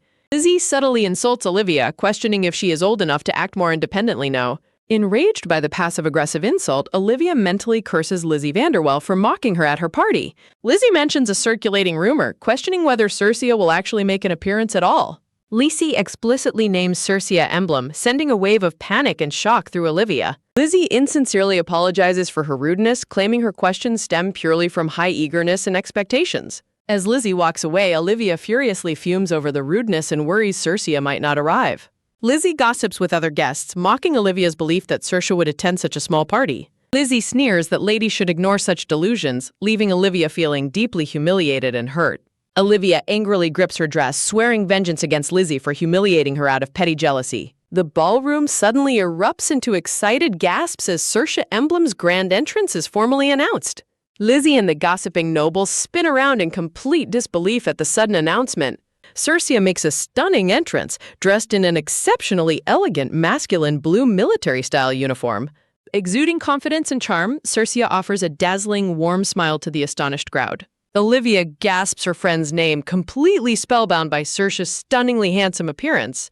The shocked guests whisper in disbelief, noting Circia rarely ever participates in any social activities. A young girl peeks from behind a curtain, eagerly pleading to catch a glimpse of Circia. A young girl accidentally trips and falls directly onto the floor right before Circe's feet. A young girl lets out a painful grunt as she crashes face first onto the polished ballroom floor. She peeks up in startled surprise, wide-eyed with awe at the handsome figure before her. The brown-haired girl stammers out her grateful thanks after Circia gently catches her from falling. With a warm, comforting gesture, Circia gently pats the blushing young girl's head. Circia flashes a dazzling, handsome smile that radiates absolute charm and elegance. Circia is completely oblivious to the fact that her dashing appearance has instantly caused widespread lovesickness among the surrounding noble ladies. Walking gracefully across the ballroom, Circia approaches Olivia, who sits on an ornate sofa. Circia smiles charmingly at her friend, offering a warm and welcoming greeting. Olivia looks up in stunned, blushing awe, completely captivated by Circia's incredibly handsome presentation. Olivia joyfully welcomes Circia, while another lady approaches to eagerly seek Circia's attention. Circia looks completely bewildered as Olivia throws a fierce, protective glare at the approaching noblewoman. Lizzie Vanderwell dramatically demands a dance from Circia to make up for her hurt feelings. Olivia fumes in silent outrage, completely shocked that Lizzie is boldly trying to steal Circia away for a hand kiss right in front of the guest of honor. Olivia desperately hopes Circia will refuse, silently pleading for her friend to ignore the bold request. Circia looks down at her friend, sensing the sudden tension filling the ballroom air. Circia smoothly extends her hand to Olivia, politely asking for the honor of kissing her hand instead. Circia cheeky winks at Olivia, offering her a playful, reassuring sign of solidarity. Olivia is utterly dumbfounded by the gesture, silently questioning Circia's sanity while Lizzie eagerly accepts the display. Circia bursts into hearty, bright laughter, fully enjoying the dramatic reactions of the crowd. The elegant fabric of Olivia's dress swirls beautifully amidst a backdrop of glowing, brilliant flowers. Circia and Olivia gracefully take to the floor, beginning a beautiful dance together. Soft, radiant yellow flowers bloom, emphasizing the warm and celebratory atmosphere of the party. As they spin, Circia notes that she clearly noticed Lizzie was trying to pick a fight with Olivia. Olivia admits her surprise at Circia's quick perception, prompting Circia to defend her ability to notice social cues. Olivia tests Circia with a poetic compliment about radiant hair, but Circia simply interprets it literally as a comment about pleasant weather. Circia is outraged when Olivia reveals the insult actually implies her head is empty, leaving Circia protesting the logic. Feeling completely out of her depth, Circia grumbles that high society is definitely not meant for her. Circia declares she is leaving after this dance, but Olivia playfully insists she must stay, prompting Circia to reveal she already has a next partner lined up. Circia casually names Lizzie Vanderwell as her next dance partner, leaving Olivia completely shocked and yelling in disbelief. Circia notices Lizzie's tearful expression in the distance, observing that she looks ready to cry from rejection. Circia explains to a skeptical Olivia that they were actually decent friends during their childhood years. Circia fondly recalls how Lizzie once shared tarts with Olivia when Olivia's stomach growled from hunger. Circia advises that since they will keep crossing paths, they should avoid making things awkward between them. Olivia reflects on the past, realizing Lizzie genuinely admired Circia once and was simply excited to see her again. Olivia beams with a bright, genuine smile, her heart thoroughly warmed by her friend's kindness. Circia looks back with a gentle, soft expression, pleased to have brought comfort to her friend. Circia spins Lizzie in a graceful dance, receiving high praise while humbly dismissing the compliment. After a long day of dancing, Circia slips away to a quiet corridor to find peace. Circia slumps to the floor in utter exhaustion, reflecting on how dancing with 32 people completely drained her mind of training. Other noble ladies whisper among themselves, eagerly watching the terrace and waiting for Circia's return. Circia panics, realizing everyone is pretending not to look while secretly waiting to ask her to dance again. Circe crumbles into dramatic, comical tears, desperately wishing she could just escape the party and go home. Circe's eyes widen in absolute shock as a sudden announcement heralds the arrival of Sir Enoch Grey. Circe hides behind the terrace window, listening to the excited whispers of noble guests gossiping about Enoch and his fiancée. Circe is utterly bewildered by Enoch's sudden appearance, wondering why he has arrived at Olivia's party. A memory of the elegant, silver-haired Enoch Grey standing beside Olivia flashes through Circe's mind. Feeling incredibly awkward, Circe desperately whispers to Olivia, begging her to tell Enoch that she is not there. Olivia mischievously betrays her, smiling brightly as she points directly to Circe's hiding spot while Enoch nods. Circe is consumed by silent, fiery rage, mentally screaming at Olivia for her blatant betrayal. Circe flinches in startled surprise as Enoch suddenly appears right behind her on the terrace floor. Circe demands to know what Enoch is doing there, grumbling that she is simply taking a break. Enoch looks down at her with a calm, neutral expression. Enoch stands tall as Circe looks up with an annoyed and grumpy expression. Enoch requests a dance to discuss something, but Circe frustrates at the unnecessary formality. Overhearing guests excitedly clearing the floor for them, Circe begins scheming a quick exit strategy. A sudden brilliant idea strikes Circe, hoping she can slip away and head home. Enoch offers to take the lady's role, instructing Circe to lead the dance instead. Circe looks completely baffled, questioning how Enoch could possibly know the lady's dance steps. Enoch stands confidently against a floral backdrop, holding a hand to his chest. Enoch questions Circe's annoyed expression, prompting her to internally complain about how insufferable he is. Circe and Enoch stand facing each other in the center of the bustling ballroom. They both realize their dance will likely land them on tomorrow's Society column cover. Circe sheepishly wonders if there is any way to stop the upcoming gossip. Enoch points out that the entire frozen crowd is watching them, making avoidance impossible. Circe reluctantly agrees, stepping closer as Enoch gently places his hand on her shoulder. Circe is suddenly flustered, realizing how much Enoch has grown taller and larger since childhood. Enoch clears his throat as the distance between them grows noticeably closer. Circe looks up in surprise as Enoch softly calls out her name. Circe blushes nervously, her golden eyes wide with shock at his sudden closeness. Enoch looks away slightly, admitting his previous words must have sounded terrible in retrospect. A warm, nostalgic smile spreads across Circe's face as she softly giggles. Enoch looks at her in mild confusion, questioning why she is laughing at him. Circe explains that his apology reminds her of his childhood habit of repeating mistakes. They continue their graceful dance, exchanging intense gazes under the ballroom lights. Bathed in a warm pink glow, Enoch and Circe hold each other close. Enoch questions Circe's claims about her ability to lead during a dance. Circe looks up in startled surprise, wondering what Enoch is planning next. Enoch cheekily reminds Circe of her boast about knowing the man's part well. Leaning in close, Enoch whispers something directly into Circe's ear. Circe reacts with sudden anger and disbelief, demanding clarification on his remark. Circe closes her eyes and huffs, clearly annoyed by Enoch's playful teasing. Enoch looks down at her with a calm, amused expression as they dance. Circe stares up at him with a bead of sweat, looking mildly irritated. Enoch smiles brightly, laughing as he notes how rarely she has smiled since growing up. Circe's expression softens as she looks down, a quiet moment of introspection passing over her. Circe suddenly stomps on Enoch's foot, declaring that her actions might fix his behavior. Circe is outraged when Enoch easily reads her movements and blocks her step. A loud, painful "ah" echoes as Circe successfully stomps on Enoch's foot, sparking their fury. A tense aura looms as their playful dance transforms into a mutual fight. They aggressively trade blows and stomps under the guise of an energetic dance. The surrounding guests watch in absolute bewilderment, commenting on the incredibly expressive dance. Circe delivers another aggressive stomp to Enoch's foot, prompting a loud, painful "ah." Circe repeatedly headbutts Enoch's chest as he desperately tries to hold her back. Circe lands a direct, powerful punch straight to Enoch's jaw in a flurry of motion. Enoch clutches his bruised jaw while Circe smugly raises her fists, ready for more. Enoch wipes his mouth and accepts her challenge, asking if they're truly doing this. Circe smugly beckons him to come at her, completely matching his hostile energy. Infuriated by her taunt, Enoch unleashes a massive wave of power that shatters nearby windows. A local newspaper features a front-page picture of their chaotic brawl at the party. Her father reads the paper with amusement, while a regretful Circe begs him for help. Fuming with rage, Circe blames Enoch for the dance debacle, while Benedict comments on her stubbornness. Benedict suggests Circe hold up her hands in punishment before her mother arrives. Benedict playfully suggests Circe hold a bucket instead of just raising her hands.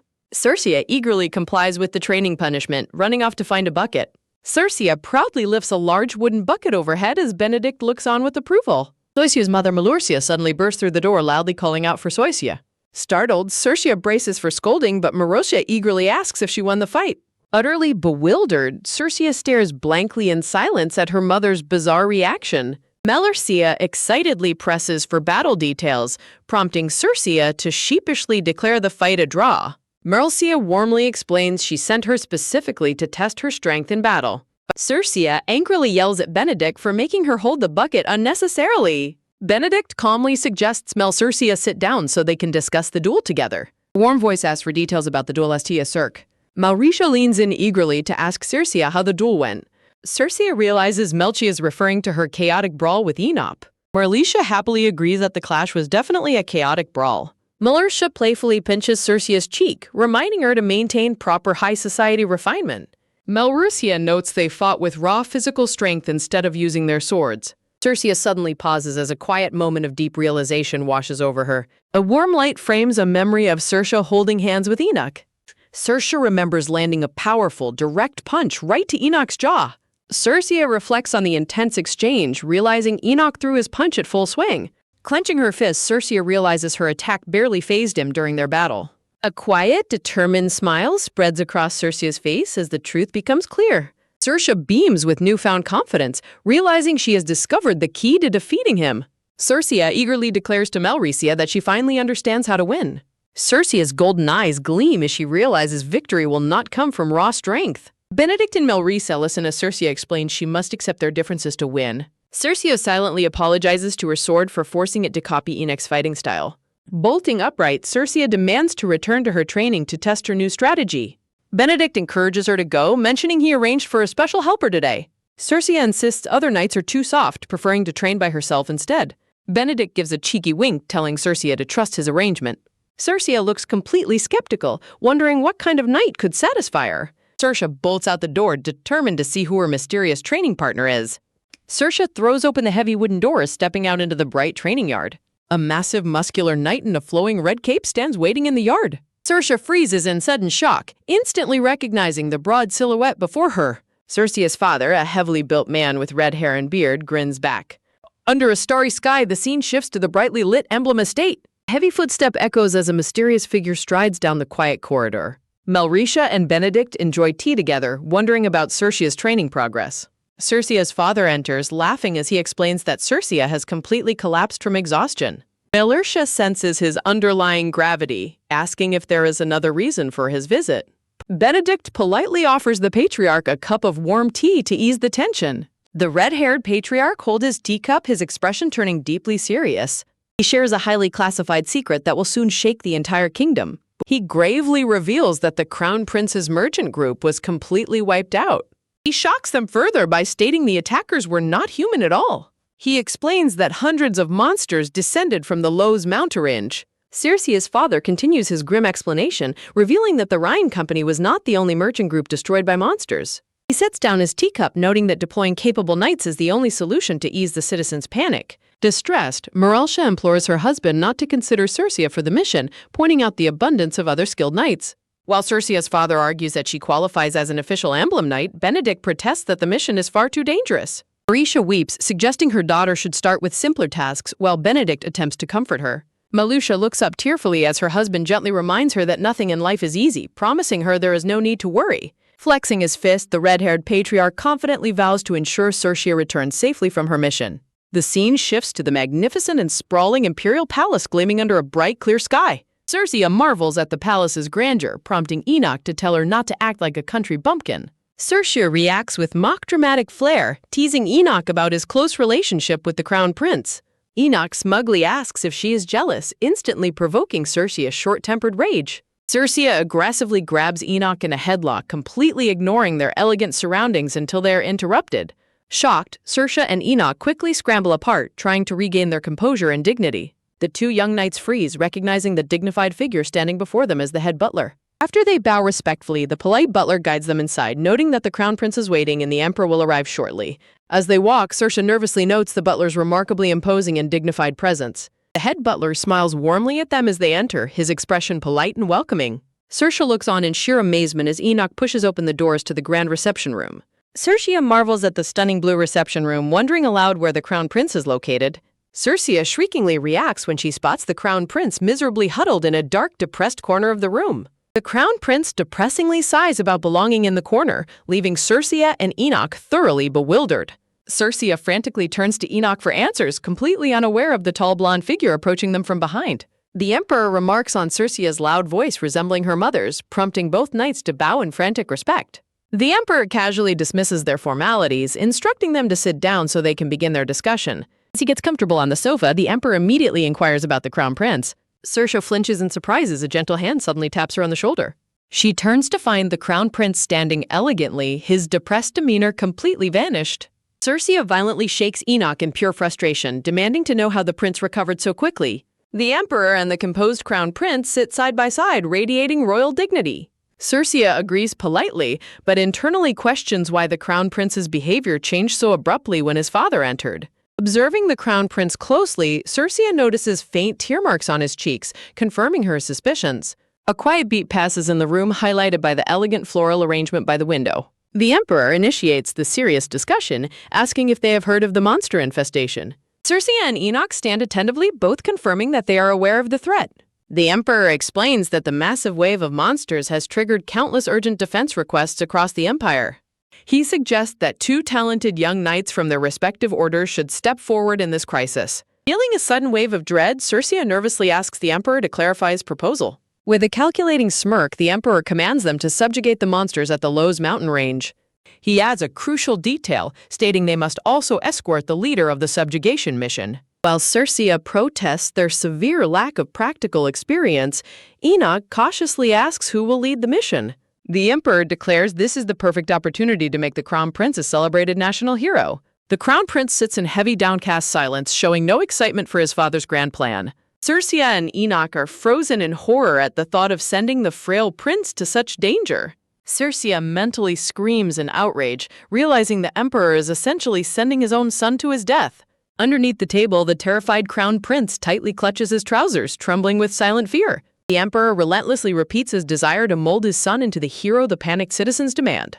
A heavy, suffocating silence descends upon the room as the reality of the command sinks in. Circe and Enoch exchange tense, highly concerned glances, deeply worried for the young prince's life. Enoch bravely speaks up, warning the emperor that the scent of blood makes the mountain range incredibly dangerous.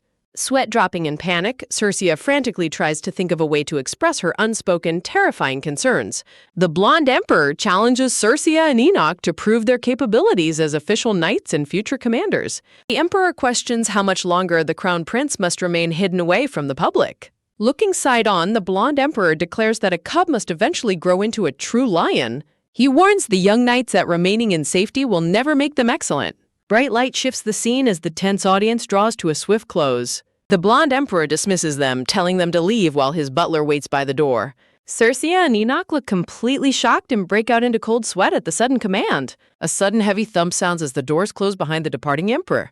Circe angrily grumbles about the unfairness while Enoch sweatingly notes her sudden change in attitude. Enoch sits back down, resignedly stating they have no choice but to obey the imperial command. Enoch stands up and prompts Circe to leave, but she remains frozen in deep panic. Circe nervously points to the couch, where the terrified crown prince has curled up and begun sobbing.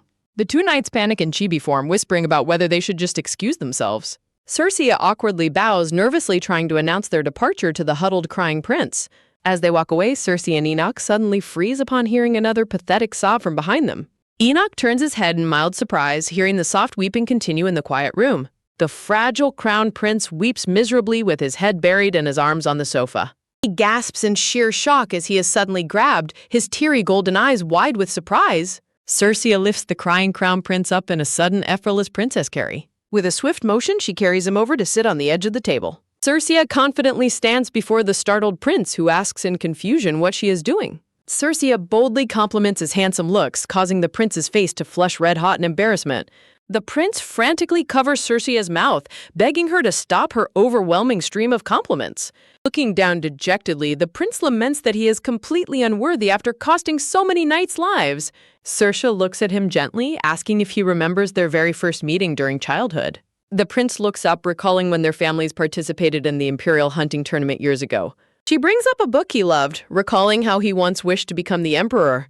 The prince sadly admits his past dream, but confesses he feels entirely unqualified for the role. He clutches his head in despair, traumatized by the deaths of the knights who protected him. Quiet moment highlights his inner pressure of desperately wanting to live up to his father's expectations. Saoirse shares her own inadequacies, admitting she also falls short of matching the first legendary Duke emblem. The prince is taken aback, frantically arguing that Cersei's hard work is already more than enough. His eyes dilate in sudden realization as Cersei's words head home. A warm message of reassurance affirms that he can also become a good enough emperor. The prince looks completely stunned and flustered, speechless at her comforting perspective. Saoirse dramatically points her finger at his chest to emphasize her belief in his potential. Saoirse smiles brightly, declaring she is eagerly looking forward to seeing him grow into a great monarch. The prince remains silent as a warm, nervous energy washes over him in the quiet room. He silently ponders if it is truly possible for him to become a good monarch. He doubts his own goals, but finds a spark of hope from Cersei's encouraging words. Looking up with newfound resolve, the prince declares he wants to be a monarch worthy of her loyalty. Saoirse smiles warmly at him as he softly thanks her for her kindness. Cersei politely excuses herself and turns to leave the prince alone with his thoughts. A gentle smile remains on her face as she confidently strides out of the reception room. The prince stares at the door, her final encouraging words about his monarch's eyes echoing in his mind. A soft thud sounds as the heavy wooden door swings shut behind the young knights. Saoirse walks down the grand corridor, stretching her arms and feeling incredibly relieved. She cheerfully asks Enoch what they should eat for dinner, but Enoch only responds with silent disbelief. Saoirse turns around in confusion, wondering why Enoch is staring at her so blankly. Cersei reacts with loud shock as Enoch bluntly shares his bewildered thoughts on her wild behavior. Enoch looks aside with a sigh, expressing his wish that Cersei would sometimes be less unpredictable. Saoirse complains that she is far too hungry to understand his complicated words. Enoch continues speaking, pointing out her unconscious ability to deeply move and sway others' hearts. Cersei playfully defends herself, prompting Enoch's annoyed reaction as the atmosphere grows tense. Enoch clenches his fist tightly, inwardly frustrated that she has also unconsciously captured his own heart. A wave of deep annoyance washes over Enoch as he laments his helpless feelings. Saoirse looks on in complete bewilderment, softly calling Enoch's name in the quiet dusk. Cersei calls out in surprise as Enoch suddenly turns on his heel and strides away. Cersei furiously demands to know where he is going, completely losing her elegant composure. Saoirse quickly runs to catch up with Enoch, calling out to him once more. Enoch confesses his inner turmoil, leaving a startled Cersei struggling to find her words. Confusion and distress fill Cersei's mind as she wonders about Enoch's sudden shift. A sudden, furious scream echoes through the palace as decorative porcelain is violently shattered. The dark-haired empress rages about the crown prince's survival, demanding to know why he remains alive. Clenching her fists, the furious empress deeply regrets not finishing off the crown prince years ago. In a fit of sheer rage, the empress hurls a floral vase across the room. Terrified maids cower as the empress demandingly inquires about the whereabouts of her son, Ador. Bertan approaches with calm footsteps, reporting that her young son is currently resting in his chambers. Bertan details how Ador collapsed from exhaustion, prompting a mocking, disbelieving outcry from the empress. The empress furiously questions how Andor can rest while his brother gains such an important position. The empress demands answers, and Bertan respectfully bows, validating her intense anger and concerns. The empress commands Bertan to immediately drag her young son before her. Under a heavy blanket in a dark room, the young Ador trembles in absolute terror. Bertan knocks politely at Ador's door, requesting permission to enter the dark room. Warning that the empress will come herself, Bertan is finally granted entry by the terrified boy. Bertan observes Ador's pale state while the weak boy quietly laments his failing health. They discuss the empress's fury, and Ador accepts his grim fate, preparing to face his mother. Paralyzed by intense paranoia, Ador begs Bertan to block out the blinding sunlight in the corridors. Bertan gently reassures the weak prince, firmly dedicating himself to easing Ador's heavy burdens. Ador offers his heartfelt thanks to Bertan as they walk together toward his mother. The door creaks open as Andor enters the room, nervously calling out to his mother. The empress runs to embrace Ador, weeping over the emperor's cold treatment of her son. Hugging his weeping mother, Ador silently blames the emperor for causing her so much pain. Ador gently pats her back, deeply blaming his own appearance for failing to meet expectations. Pulling back, the empress reassures Ador that they still have a chance to change everything. The empress outlines a desperate plan to interfere with the mountain mission to secure their survival. When Ador hesitates, his mother screams at him, questioning his strength and resolve against his brother. Paralyzed with fear under her intense gaze, Ador quickly surrenders and agrees to her demands. A cold, triumphant smirk slowly forms on the empress's face as her son submits. Instantly, her terrifying rage vanishes, replaced by a warm and perfectly composed maternal facade. Standing silently in the background, Bertan observes the chilling maternal manipulation unfold. A subtle, knowing smirk plays upon Bertan's lips as the dark scheme is set in motion. The scene shifts to a gloomy, rain-swept graveyard under a heavy sky. Cercia stands solemnly in the pouring rain, surrounded by her fellow knights in mourning.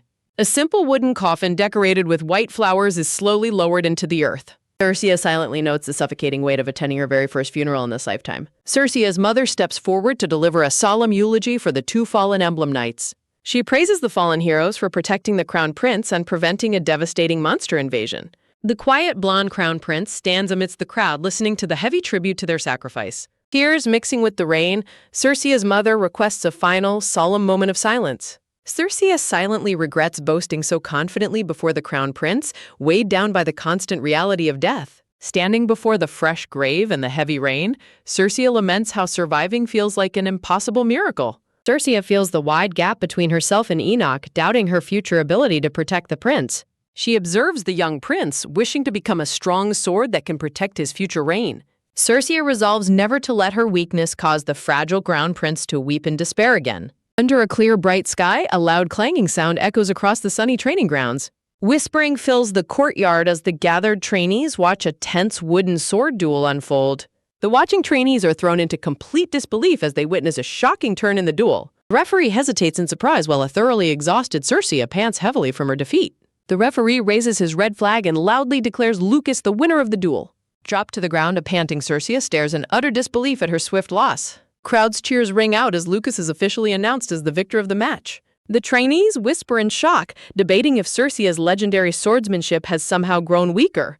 A sudden step approaches Cercia as a stern voice calls out her name on the dirt path. Cercia's red-bearded grandfather stands tall, offering her a wooden sword with an imposing, powerful presence. Accepting the training sword, Cercia obediently agrees to her grandfather's sudden demand to fight.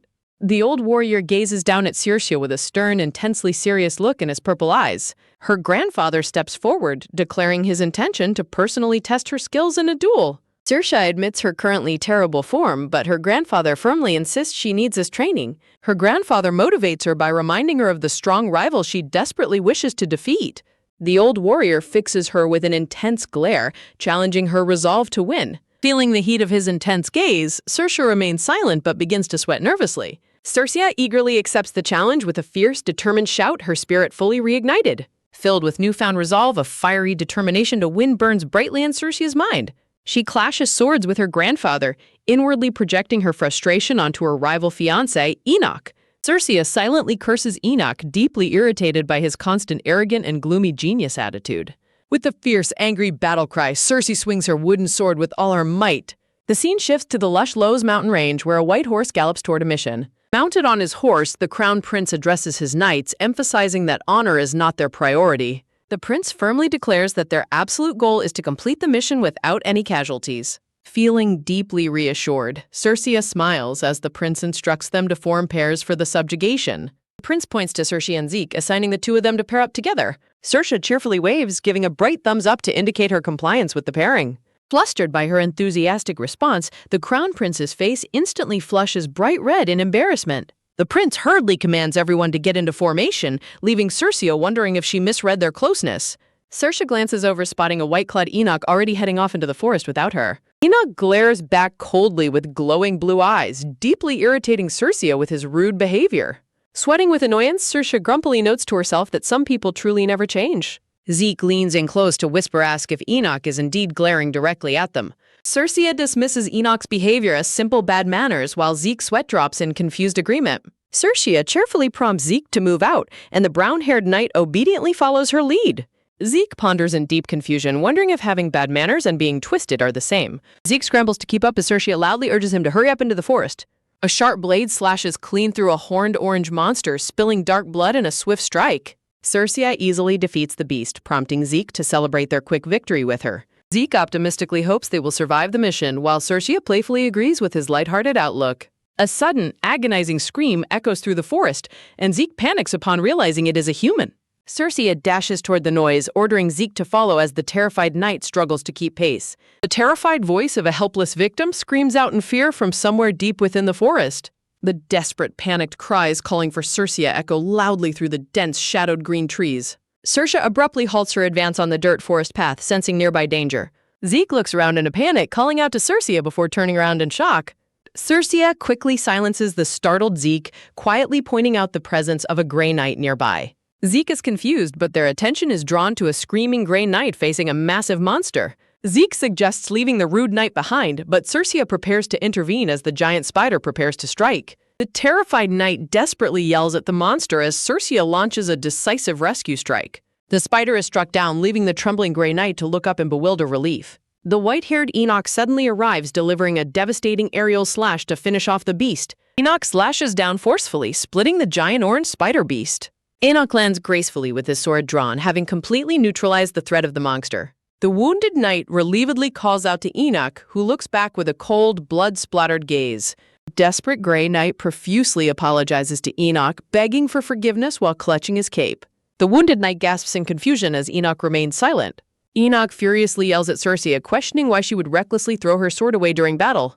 Saoirse is utterly baffled, scratching her head in disbelief at Enoch's angry reaction to her rescue. Saoirse's thrown sword is lodged in the beast's head, highlighting her successful but controversial rescue attempt. Saoirse defends her actions, but Enoch coldly insists she should not have interfered in his duty. Enoch points out the danger she faced, while the rescued knight awkwardly tries to interject. While Saoirse fumes in the background, Enoch turns his attention back to the bowing Grey Knight. Saoirse is happy to have helped, but the Grey Knight's ungrateful comment immediately triggers her rage. Saoirse is held back by Zeke as the Grey Knight mutters secrets to Enoch. The Grey Knight whispers to Enoch, further irritating the eavesdropping Saoirse. Enoch decides they should move out to discuss details, and the Grey Knight leads the way. Enoch firmly demands that the ungrateful Grey Knight show proper gratitude to Saoirse first. Enoch repeats his demand in a chillingly stern tone, leaving no room for argument. Enoch harshly insults the knight's awareness, reminding him that Saoirse's quick action saved his life. Under Enoch's terrifying threat, the trembling knight quickly yields and prepares to apologize to Saoirse. The Grey Knight bows deeply to thank Saoirse, who accepts it awkwardly.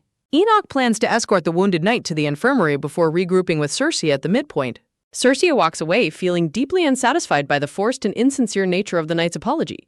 Walking through the misty woods, Zeke voices his deep anxiety about survival. Saoirse delivers a creepy, ominous warning about survival rules, leaving Zeke absolutely terrified. Saoirse's playful remarks do nothing to ease Zeke's intense fear. Sir Osric and Lucas approach, calling out to Saoirse in deep concern. Saoirse asks why they abandoned their positions, and they lead her to investigate. A map illustration shows how the joint forces' planned pincer formation failed. The group of Emblem Knights gathers, expressing relief at Saoirse's arrival. Saoirse realizes with concern that only Emblem Knights are present in this sector. A chibi map depicts the Grey Knights being ambushed and wiped out by monsters. Saoirse discusses the worrying possibility of the Grey Knight Order being defeated. Saoirse contemplates the situation, wondering if the Grey Knights abandon them. Saoirse dismisses that idea, knowing the Grey Knights wouldn't defy Imperial orders. The Knights debate whether to retreat or advance, weighing the extreme risks of both. Saoirse sweats, realizing that advancing alone could lead to their complete annihilation. Saoirse considers seeking her mother's advice, but worries about leaving her unit. Saoirse trusts that Enoch wouldn't abandon them, though his silence is concerning. Saoirse suspects Enoch is dealing with an unspoken, highly critical situation. Sir Osric suggests searching for the missing Grey Knights before making a decision. Saoirse commands them to search the routes and regroup with any survivors. Saoirse remains resolute as they worry about being blamed for delaying the mission. The blonde Emblem Knight nods respectfully, acknowledging Lady Saoirse's command with determination. Saoirse gives her squad of Emblem Knights their final orders, highlighting the risks of their decision. The Knights sprint forward in unison, resolute in their shared goal to survive this dangerous mission. Enoch's squad is halted as a frantic black-haired knight reports a shocking, disastrous setback. Enoch surveys the camp of wounded veteran knights, deeply troubled by the scale of their casualties. Enoch absorbs the grim news, realizing the situation is far worse than initially anticipated.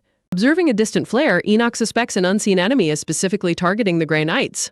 Enoch suspects foul play, troubled by the convenient placement of rookie knights on the front line. Seeing the suffering soldiers, Enoch concludes an external force is actively sabotaging the subjugation mission. Enoch's mind drifts back to a memory of a white-haired woman smiling gently. Saoirse's bright, confident smile flashes through Enoch's thoughts as he gathers his resolve. Enoch instructs his remaining ally to wait at the camp while he departs to investigate the vanguard. While rushing through the forest, Enoch suddenly senses a presence and whips around in shock. With a sudden, swift leap, Enoch launches an aerial strike against a mysterious bandage intruder. The mysterious intruder stands silently shrouded in the dark woods, remaining completely expressionless. A loud clang echoes through the forest as Enoch's blade fiercely collides with the intruder's sword. Gritting his teeth, Enoch intensely demands that the silent stranger reveal their identity. The chaotic battle pauses briefly as the dark secrets of the forest continue to unfold. Staring closely, Enoch wonders if the strange figure before him is actually a beast. Recognizing the opponent's light footwork as human, Enoch pursues them deeper into the woods. The silent, bandaged warrior watches Enoch's movements closely, anticipating his next move. A bright flash of light erupts as their blades clash once more in a fierce contest of strength. Enoch exerts all his force, gritting his teeth as he tries to overpower his opponent's guard. A sharp ring sounds as the skilled intruder cleanly parries Enoch's heavy slash. Enoch is forced back, realizing this incredibly talented foe might be behind the wounded veteran knights. Enoch points his sword at the intruder, demanding to know how they entered without imperial orders. The bandaged intruder remains completely silent, offering no response to Enoch's stern interrogation. Enoch notes the lack of killing intent, wondering why the mysterious person was following him. With a firm grip on his decorated hilt, Enoch decides he cannot let the suspect escape. Enoch is suddenly distracted as he senses multiple people rapidly approaching their location. Enoch is startled by a loud, angry shout echoing from the bushes nearby. A smile creeps onto Enoch's face as Saoirse loudly chases down a cowardly knight. Saoirse's furious shouts draw closer as she relentlessly pursues the fleeing Grey Knight. With a sudden tackle, Saoirse successfully captures the fleeing knight, pinning him to the ground. Saoirse holds the struggling knight in a firm lock while Enoch watches in absolute disbelief. Staring at the chaotic scene, Enoch's cheeks flush slightly as he processes Saoirse's sudden arrival. Saoirse demands an explanation, and Enoch points toward the highly suspicious bandaged figure standing nearby. Spotting the strange, fully masked intruder, Saoirse recoils in dramatic, comedic shock. Saoirse suggests they team up, confident that they can easily capture the suspicious stranger together. Saoirse proudly boasts that she could probably handle this mysterious opponent all by herself. Unsheathing her ornate sword, Saoirse confidently declares she is much stronger than before. Enoch stares blankly, completely baffled by Saoirse's sudden display of unearned confidence. Enoch's wide blue eyes show his deep confusion as he tries to understand her dramatic declaration. Back at the training grounds, the spectating trainees gasp in sheer shock at a sudden turn of events. A sharp crack sounds as a broken piece of a wooden training swat clatters onto the dirt. Saoirse pants heavily in victory while her grandfather looks down in shock at his broken sword. Saoirse stands tall, gasping for breath as her training sword begins to glow with a brilliant aura. The onlookers point in absolute disbelief, shouting as they recognize the legendary sword aura surrounding Saoirse's blade.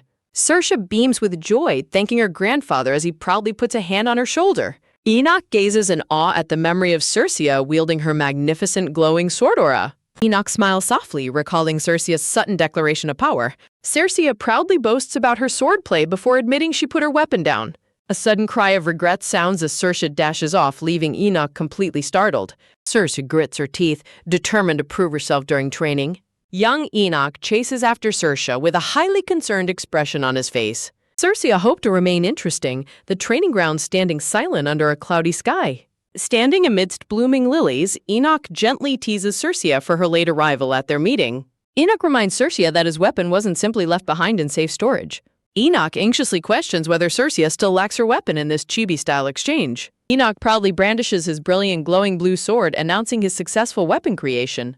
Saoirse smiles proudly as she watches Enoch successfully summon his glowing blue blade. Ready for battle, Saoirse and Enoch raise their glowing weapons, shouting in mutual determination. The mysterious bandaged intruder stands silently as the battle cry to charge echoes.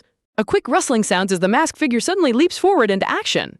A soldier runs quickly toward a grand glowing tent in the middle of camp. Inside the command tent, Prince Aurelian and Commander Emblem review the failing battle strategy. A messenger delivers grim news to Aurelian, asking if they should order Emblem to advance. Aurelian expresses deep shock and worry, declaring that such an advance would be far too dangerous. Aurelian decides to temporarily halt the subjugation, shocking his subordinate, who hesitatingly questions the order. Aurelian tells his men to rest until tomorrow, and they reluctantly obey his command.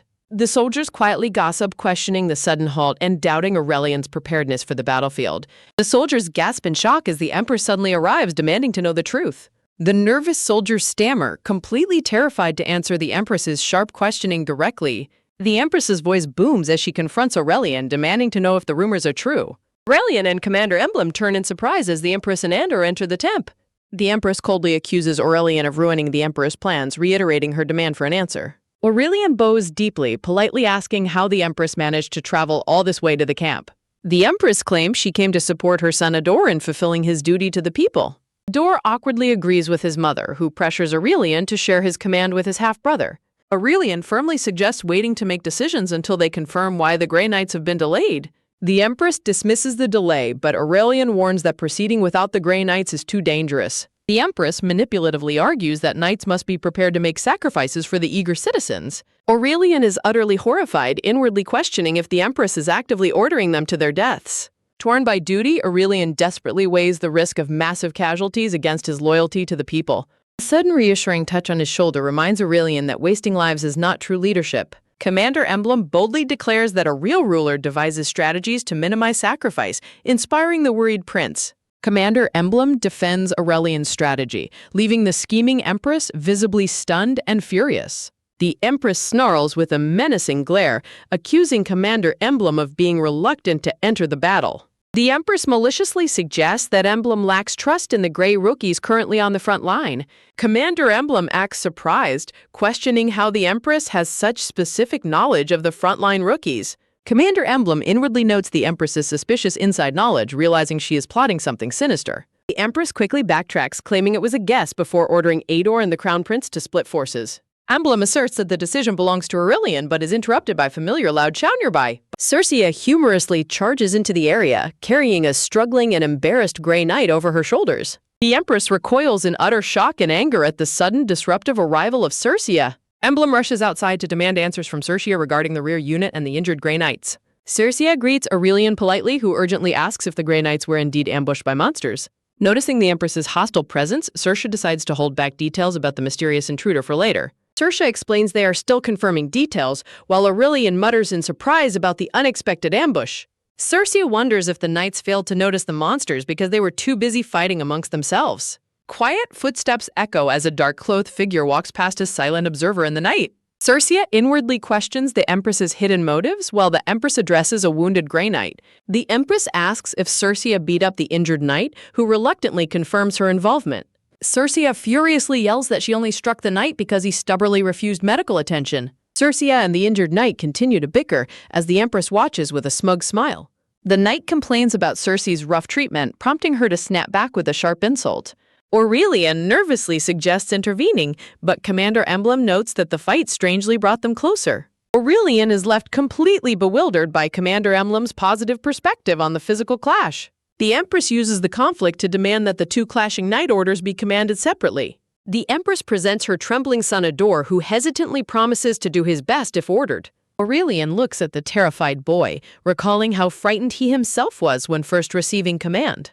Aurelian decides to reorganize forces and resume the subjugation tomorrow, exempting any injured soldiers. Aurelian announces that Ador will take command, leaving Circia staring after him in silent shock. The Empress pressures Ador to use this command as an opportunity to earn the Emperor's approval. Pacing slows as Aurelian quietly retreats into his dark private quarters to process his decisions. Circia and Commander Emblem enter the tent, requesting a private audience with the Crown Prince. Aurelian expresses shame over his perceived incompetence, but Circia and Emblem suggest finding a quieter place. Commander Emblem asks to deliver her report first, and the Crown Prince gives her his permission. Emblem reports that ground erosion is progressing in the mountain range and suspects a high-rank monster. Circia watches her mother, Commander Emblem, wondering what she is searching for in her armor. Circia is startled when her mother suddenly pulls out parchment and a fountain pen for her. Circia eagerly realizes she can write down her secret findings to inform the prince in silence. Emblem politely invites the Crown Prince to take a seat, while Circia happily prepares her report. While Emblem discusses the long process of cleansing the land's energy, Circia writes her secret report. Circia finishes writing, looking up with a serious expression as she prepares to pass the message. Circia hands her written report to the Crown Prince, who reviews it alongside Commander Emblem. Circe's note reveals she encountered Enoch fighting a highly suspicious figure completely wrapped in black cloth. Aurelian is shocked to read that this cloaked figure is behind the ambush and Enoch is pursuing them. Commander Emblem's eyes widen in terror as she suspects the black cloth figure is a shadow named Dana. Deep within a dark stone corridor, bright torches burn fiercely, casting long shadows across the walls. The mysterious cloaked figure quietly walks along the stone path, opening a heavy wooden door. A long-haired blonde man calmly sips tea, noting the cloaked figure's silent return to the sanctuary. The blonde man inquires about the Grey Knight's monster ambush as the cloaked figure kneels before him. A glowing blue aura suddenly envelops the cloaked figure as a hand is held above their head. The blonde man gently addresses the weeping silver-haired woman who has returned from seeing her son. The blonde man coldly asks the weeping woman if she regrets her decision to become a shadow. Crying bitterly, the woman confesses her deep regret and wishes she had died as a corpse instead. The blonde man dismisses her regrets, coldly reminding her that returning to her past changes nothing.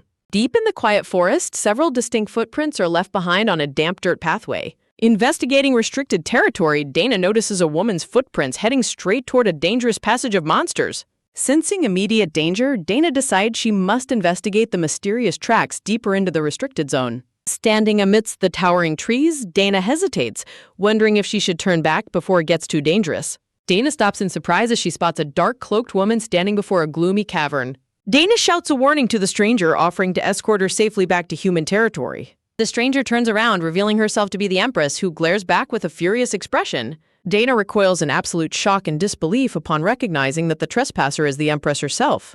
Caught red-handed, the Empress quickly prepares a spell, cursing Dana's presence in the dangerous forbidden territory. The furious Empress unleashes dark, monstrous shadows, commanding them to eliminate Dana and silence her forever. Terrified for her life, Dana desperately resolves that she cannot allow herself to die in this place. Dana flees in sheer terror as monstrous shadows pursue her, her thoughts clinging desperately to her child's victory. The silver-haired woman in armor flees in terror as monstrous shadows pursue her through the dark forest. Realizing the Empress wants her dead, she desperately contemplates whether she should fight or flee and endanger Enoch. Stealing her resolve, the silver-haired woman draws her ornate sword to face the oncoming dark threat. She raises her blade, firmly determined to stand her ground and fight the monstrous shadows. Facing an army of glowing-eyed shadow monsters, she bravely charges forward, shouting her intent to fight. Driven by sheer survival, her desperate vow to win and return alive echoes through the darkness. A sudden violent splash of blood cuts through the dark, signaling a brutal and tragic end to the clash. A mysterious narrator notes that she would have died if Sheffield Emblem had not searched for her. She lies brutally defeated and bloodied on the cold ground, her shattered sword resting beside her. The voice continues, explaining that her survival was a miracle since her internal organs were completely ruined beyond healing. The long-haired blonde man reveals that the Duke, whom she once considered an enemy, ultimately saved her life. He explains that Magical Shadow's cloth restored her, and despite her painful oath separating her from Enoch, she protected him. Tears stream down the silver-haired woman's face as she is reminded of her duty to protect the Empire. Inside the quiet tent, Prince Aurelian and Circia burn a secret message to keep their conversation confidential. Circia and the red-haired knight listen carefully as Prince Aurelian explains the existence of the Emperor's secret shadow. Aurelian explains that these shadows protect the Emperor, sighing with relief as he realizes his father sent them for protection. Circia politely hands over the document, expressing her sincere gratitude to the red-haired knight, Sir Melrisha. Sir Melrisha holds a finger to his lips, silently indicating that this matter must remain strictly confidential. Left with her thoughts, Circia crosses her arms, deeply contemplating the secret existence of the Emperor's Shadow Knights. While walking outside, Circia wonders why a secret shadow would reveal themselves to Enoch just as Enoch calls her name. When Circia mentions that the suspicious figure got away, Enoch gently reassures her that she did not need to give chase. Circia questions his reasoning, prompting Enoch to hold her cheek and tell her to step closer for a quiet explanation. Leaning in close to whisper in her ear, Enoch explains that the cloaked figure was a knight sent by the Emperor. Circia realizes that the Shadow Knight's lack of killing intent during their fight now makes perfect sense. As they walk together, Enoch points out that their fighting was out of sync because they have only ever fought each other. Circia is startled when Enoch warmly proposes that they learn how to fight together as a coordinated team. Circia clarifies if he means training together, and Enoch firmly agrees that they should practice as partners. In a comical moment, Sosha questions how they can share a training yard without their rival knight orders clashing. Enoch scratches his ear, suggesting they put off finding a solution until after the current subjugation mission is over. Circia pouts cutely, telling Enoch to be grateful she did not insult his knight order more harshly. The narrator notes the historic, fierce rivalry between the Emblem and Grey families, who constantly fight like cats and dogs. Tabling their training plans for now, Circia and Enoch agree to talk again once the subjugation is complete. Circia looks back as the quiet, unresolved questions about finding a mutual training ground linger in her mind. Sisha reflects on her admiration for her mother and aunt, wondering if their rival families will ever truly get along. Enoch walks away under the starry night, his thoughts focused on moving past old pride and honor to find unity. Circia watches him retreat into the darkness, acknowledging to herself that achieving such harmony will be incredibly difficult. Suddenly stopping in his tracks, Enoch pauses under the night sky as a quiet breeze shifts the quiet atmosphere. A gentle rustle of leaves whispers through the branches, echoing the silent, shifting emotions between the two young knights. Enoch gazes into the distance with a serious expression, surrounded by a soft aura of light and white roses. The scene shifts abruptly to the majestic sunlit spires of the grand palace on a bright, clear day. A sudden loud shout echoes through the palace as a brown-haired man slams the double doors open in excitement. With a soft sigh, Circe closes her heavy book as a noisy intrusion disrupts her peaceful reading time. Sitting elegantly in her chair, Circe chides Zeke for his loud entrance and asks what has caused such a commotion. Zeke excitedly waves a sealed letter, while Circe wonders why he is making such a big deal out of a simple invitation. Dancing with joy, Zeke insists this invitation is special, prompting a sweat-dropped Circe to ask what it is. Zeke proudly presents the envelope, revealing it is from the academy where Lord Enoch Grey has enrolled. Circe listens silently as Zeke notes her busy schedule as interim commander ever since the Lowe's mountain range subjugation. Zeke teases Circe, recalling how she constantly checked the mailbox for a letter from the absent Enoch. Circe blushes deeply, surrounded by roses, as she dramatically laments not receiving a reply to her previous letters. Realizing he misread her reaction, Zeke's sweat drops as Circe gives him a silent, completely deadpan glare. Circe smiles with anticipation, whispering that the moment she has waited for is finally here. Zeke stares in absolute disbelief, stuttering and asking to hear the incredible news once more. Circe triumphantly punches the air, ecstatically shouting that her beloved friend is finally graduating. Zeke claps his hands enthusiastically with a sweat drop, joining in on her joyous celebration. Zeke looks completely bewildered as floating question marks surround his puzzled, sweat-dropped face. The title screen of the story is dramatically displayed in red calligraphic font. Cain runs frantically after Enoch, calling out to his senior and pleading with him to wait. Cain desperately grabs Enoch's shoulder, pleading with his senior to hear him out. Cain demands to know why he is not allowed to join the Grey Knight Order. Cain wonders with frustration if his commoner status is the reason for his rejection. Cain argues that the rejection makes him look unnoble, but Enoch calmly replies that he does not handle recruitment.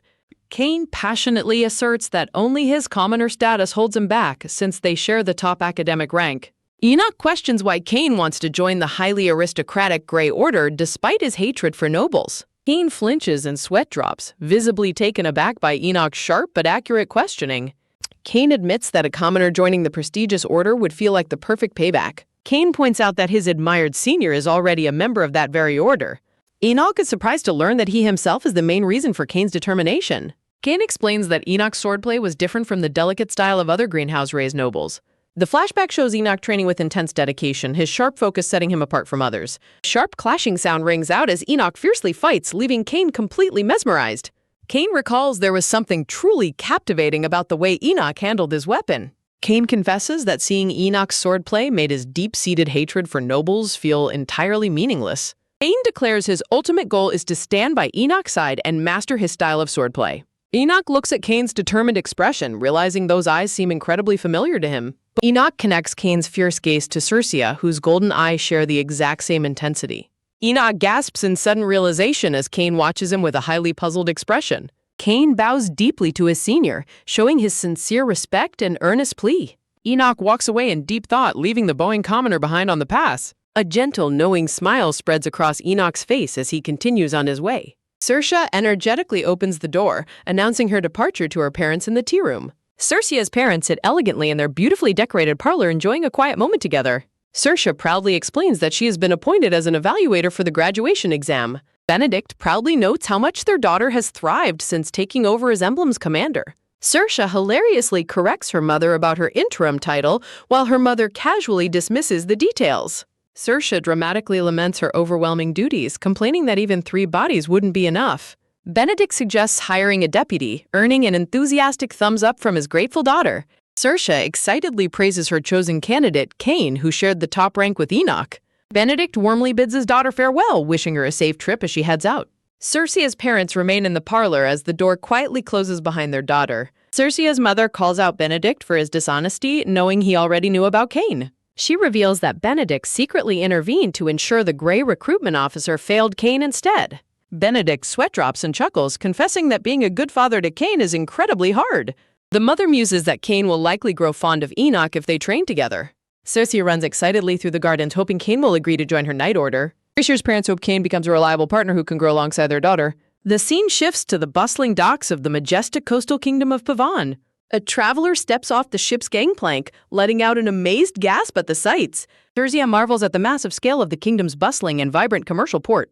Circia looks around the lively city streets in utter amazement, taken in the vibrant atmosphere. Circia is glad she arrived early, allowing her to explore the bustling market in peace. Circia strolls through the market, wishing she could just goof off, when a child suddenly spots her uniform and points her out. Circia is shocked as a crowd gathers around her, excitedly recognizing her as the commander of the famous Emblem Knight Order. Circia laments that her family's high popularity never allows her to slack off in public. As a merchant invites her for a meal, a blonde-haired woman spots Circia from behind. Circia turns in surprise as the blonde-haired woman loudly calls out her name from the crowd.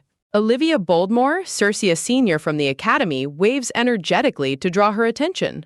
Circia smiles brightly, relieved to see her friend Olivia in the middle of the crowd. Olivia quickly pulls Circia away from the crowd, successfully rescuing her from the overwhelming attention. Traveling together in a carriage, Olivia welcomes Circia to Pavan while Circia compliments her uniform. Olivia recalls her academy days, admitting everything was great except for trying to talk to Enoch Gray. Circia is surprised, asking if talking to Enoch is still as difficult as before. Olivia explains that Enoch is notoriously cold and barely talks to anyone other than Circia. Circia is momentarily taken aback by the revelation of Enoch's exclusive word toward her. Circia wonders if she holds a special place in Enoch's heart.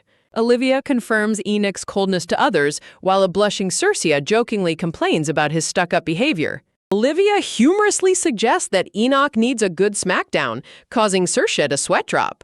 Circia blushes with embarrassment, thinking of how her friend is teasing her. A sliding door opens, transitioning to a memory of Circia's past life.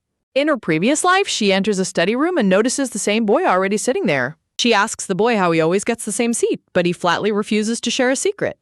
She playfully accuses him of having a trick up his sleeve, which he calmly admits. She ponders his secretive nature as she watches him from across the desk. She recalls that the highly coveted study seat always somehow belonged to that round-headed boy. The repetitive clicking of a pen echoes through the quiet study room. She wonders if the boy ever goes home, since he seems to be there at all hours. He explains his exhausting routine of arriving early and leaving late to avoid his mother, mirroring her own dark school days. She realizes in hindsight that this quiet boy was her only true friend during those exhausting school days. She wonders if the boy also considered her a friend despite their brief and quiet interactions. A soft, reflective sky highlights her lingering questions about her past life. Circia snaps back to the present, wondering whatever became of that boy from her past. Olivia announces their arrival, interrupting Circia's deep thoughts about her past. The carriage comes to a gentle halt outside the Grand Academy gates. Circia steps out and gasps in awe at the massive scale of the prestigious Continent Academy. Olivia kindly offers to take Circia's luggage to the dormitory for her. Olivia points out the student salon and suggests Circia explore the campus until evening. Circia is filled with excitement at the prospect of exploring the beautiful academy grounds. Circia happily skips along, thoroughly enjoying her newfound freedom on campus. Walking the campus grounds once again reminds her of the study room boy from her past life. She remembers with regret that the boy disappeared before she ever learned his name. Circia fondly remembers the bad-mannered but kind boy, wondering if he's still out there. Suddenly, Circia spots a familiar-looking head of hair in the crowd and freezes. Circia realizes the silver-haired figure is not the boy from her past life. A tall, handsome, silver-haired man stands elegantly among the crowd of students. Circia is absolutely stunned as she realizes the silver-haired man is actually Enoch Gray. Circia observes Enoch from a distance, noting how remarkably different and unfamiliar he seems. Sensing her presence, Enoch stops and turns around, calling Circia's name in surprise. Circia stares at him, her heart skipping a beat as she looks at him after 5 years. Enoch offers a soft, breathtaking smile that lights up the surrounding atmosphere. Circia's eyes widen as a sudden intense feeling washes over her. Enoch warmly approaches and asks if she came to see him, leaving Circia completely flustered and speechless. Circia is startled as Enoch approaches and casually asks her how she has been. Circia internally panics at the immense awkwardness of the reunion while Enoch looks on in confusion. Sweating nervously, Circia stammers that she is tired from her journey to excuse her discomfort. With a sudden whoosh, Circia frantically bolts away, leaving a bewildered Enoch in her wake. A sudden firm grab stops her in her tracks as Enoch catches her by the wrist. Circia flinches as Enoch asks why she's been avoiding him and ignoring all his letters. Enoch confronts her closely, making Circia sweat drop as she laments her poor excuse of being busy. Enoch looks directly at her, reminding Circia of all the promises they made to do things together. Enoch points out her sudden career move, leaving Circia to awkwardly defend how things turned out. Circia desperately searches for a way to stop him before the conversation becomes too painful. A dramatic floral border frames Enoch as Circia internally screams for him to stop talking. Circia looks completely taken aback when Enoch quietly questions if she ever considered him a friend. Surrounded by white lilies, a melancholic Enoch is stopped as Circe frantically tells him to wait. Circe waves her hands in panic, desperately trying to apologize and smooth over the awkward tension. Circe scratches her neck sheepishly, admitting she took their close bond for granted and stopped paying attention. Enoch blushes slightly and falls into a quiet, serious silence, digesting Circe's clumsy apology. In a comical chibi scene, Circe playfully asks if Enoch ever fixed his blunt speaking habit. Enoch glumly admits his total lack of friends, which only confirms Circe's suspicions about him. Circe looks at Enoch's back, realizing he remains the same hopeless, friendless person from before. A sudden shout from the surrounding crowd dramatically announces an upcoming match between the two prestigious orders. Circe and Enoch both turn in surprise as the students' loud gossip catches their attention. The Academy students cheer enthusiastically, thrilled at the prospect of witnessing the highly anticipated match. Circe and Enoch exchange a sweat-dropping, awkward glance under the intense gaze of the excited onlookers. The scene shifts to Ator sitting in a dark bedroom beside his bedridden, sick mother. Ator watches his mother in deep despair, crying out over her inability to rise from bed. His mother bitterly questions why Ator has not yet secured his place as the crown prince. Ator cries out in pain as his mother violently screams in frustration over their failed ambitions. Terrified and shaking, Actor clutches his head as he admits his complete uncertainty over the situation. The mother furiously directs her intense anger at Circe, blaming her for ruining all their plans. Looking down at Ator, his mother harshly berates him for losing his crown and father's love. A painted portrait shows a happier past as Ator meekly replies he only wanted her peace. Grabbing Ator aggressively, his mother commands him to obey her completely and let her use him. Shrouded in dark shadows, Ator quietly submits to his mother's demands with absolute chilling obedience. Under a stormy sky, the mother vows to destroy Circe and reclaim their spot at the top.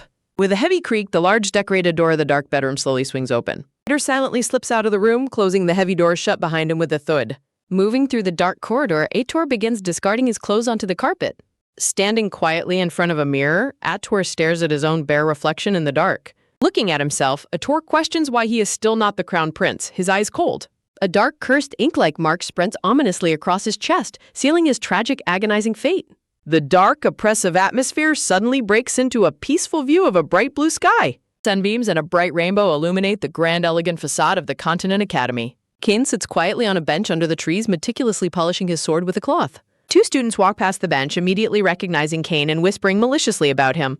The students gossip behind his back, assuming Cain is trying to look good for the joint training. The classmates mockingly dismiss Cain's talents, sneering that a commoner will never join the emblem order. Cain's hand trembles as he squeezes his sword tightly, deeply wounded by the harsh, insulting gossip. A concerned, glasses-wearing classmate approaches the bench and kindly asks Cain if he is doing all right. Cain looks up with a forced calm, placing a friendly hand on his classmate's shoulder to reassure him. The classmate scratches his cheek with a sheepish grin as Cain looks on with a steady expression. The glasses-wearing classmate asks if the seniors were out of line, but Cain dismisses his concern. His glasses-wearing classmate looks back at him with an anxious, sheepish expression. Cain bitterly notes that no matter how hard he tries to ignore the seniors, they constantly provoke him. The classmate stands up, expressing regret that graduation means losing his only chance to train with Emblem. Cain remains silent, deep in his own thoughts about the upcoming joint training. A bright sky shines over the academy grounds, signaling the start of the historic training session. A loud voice echoes across the training grounds, calling all students to immediate attention. The instructor announces that the elite Emblem Knight Order will lead their final joint graduation training. The students erupt into thunderous cheers, thrilled to train with the continent's greatest Knight Order. Swordsmanship instructor Roderick M. Vine addresses the excited students from a decorated podium. Students excitedly discuss the rare opportunity to impress Commander Circe and potentially join Emblem. Roderick urges the students to prove their academy's worth to the legendary Emblem Knight Order. The students stand in eager anticipation, ready to showcase their skills during the training. The student wonders if the legendary members of Emblem will have an overwhelming, majestic presence. Circe stands elegantly in her blue uniform, unaware of the students watching from afar. The students watch in sheer confusion, questioning if these odd people are really the elite Emblem Knights. Circe furiously scolds Zeke for farting again, completely shattering their majestic image in front of everyone. The onlookers are thoroughly exasperated by the embarrassing and chaotic behavior of the elite knights. Circe suddenly realizes that they have an audience and reacts with panicked embarrassment. Circe feels deeply embarrassed, knowing how drastically different they look from the students' high expectations. Enoch calmly claims that their imperfections make the continent's strongest Knight Order appear more approachable to others. Enoch completely ignores the frantic yelling, maintaining his signature cool and unbothered demeanor. A recruitment page for translators and editors displays various characters and social media donation links. Circia officially welcomes the students, expressing her honor to lead their joint graduation training exam. Circia passionately promises to push the students to their absolute limits using Emblem's training methods. Zeke whispers a distraction to Circia about Osric stretching his uniform, causing Osric to defend himself. Circia checks on the students' snacks while the knights whisper about her overly caring nature. Circia regains her composure and instructs the students to begin warming up with Sir Osric. The students give a half-hearted reply, prompting Circia to question their highly skeptical expressions. The warm sun shines brightly down as the outdoor physical training session finally begins. While other students stretch in the courtyard, Kane focusedly prepares himself for the intensive training ahead. Kane notices his glasses-wearing classmate is missing and wonders if he wandered off somewhere. As Kane considers searching for his friend, Circia suddenly approaches and calls out his name.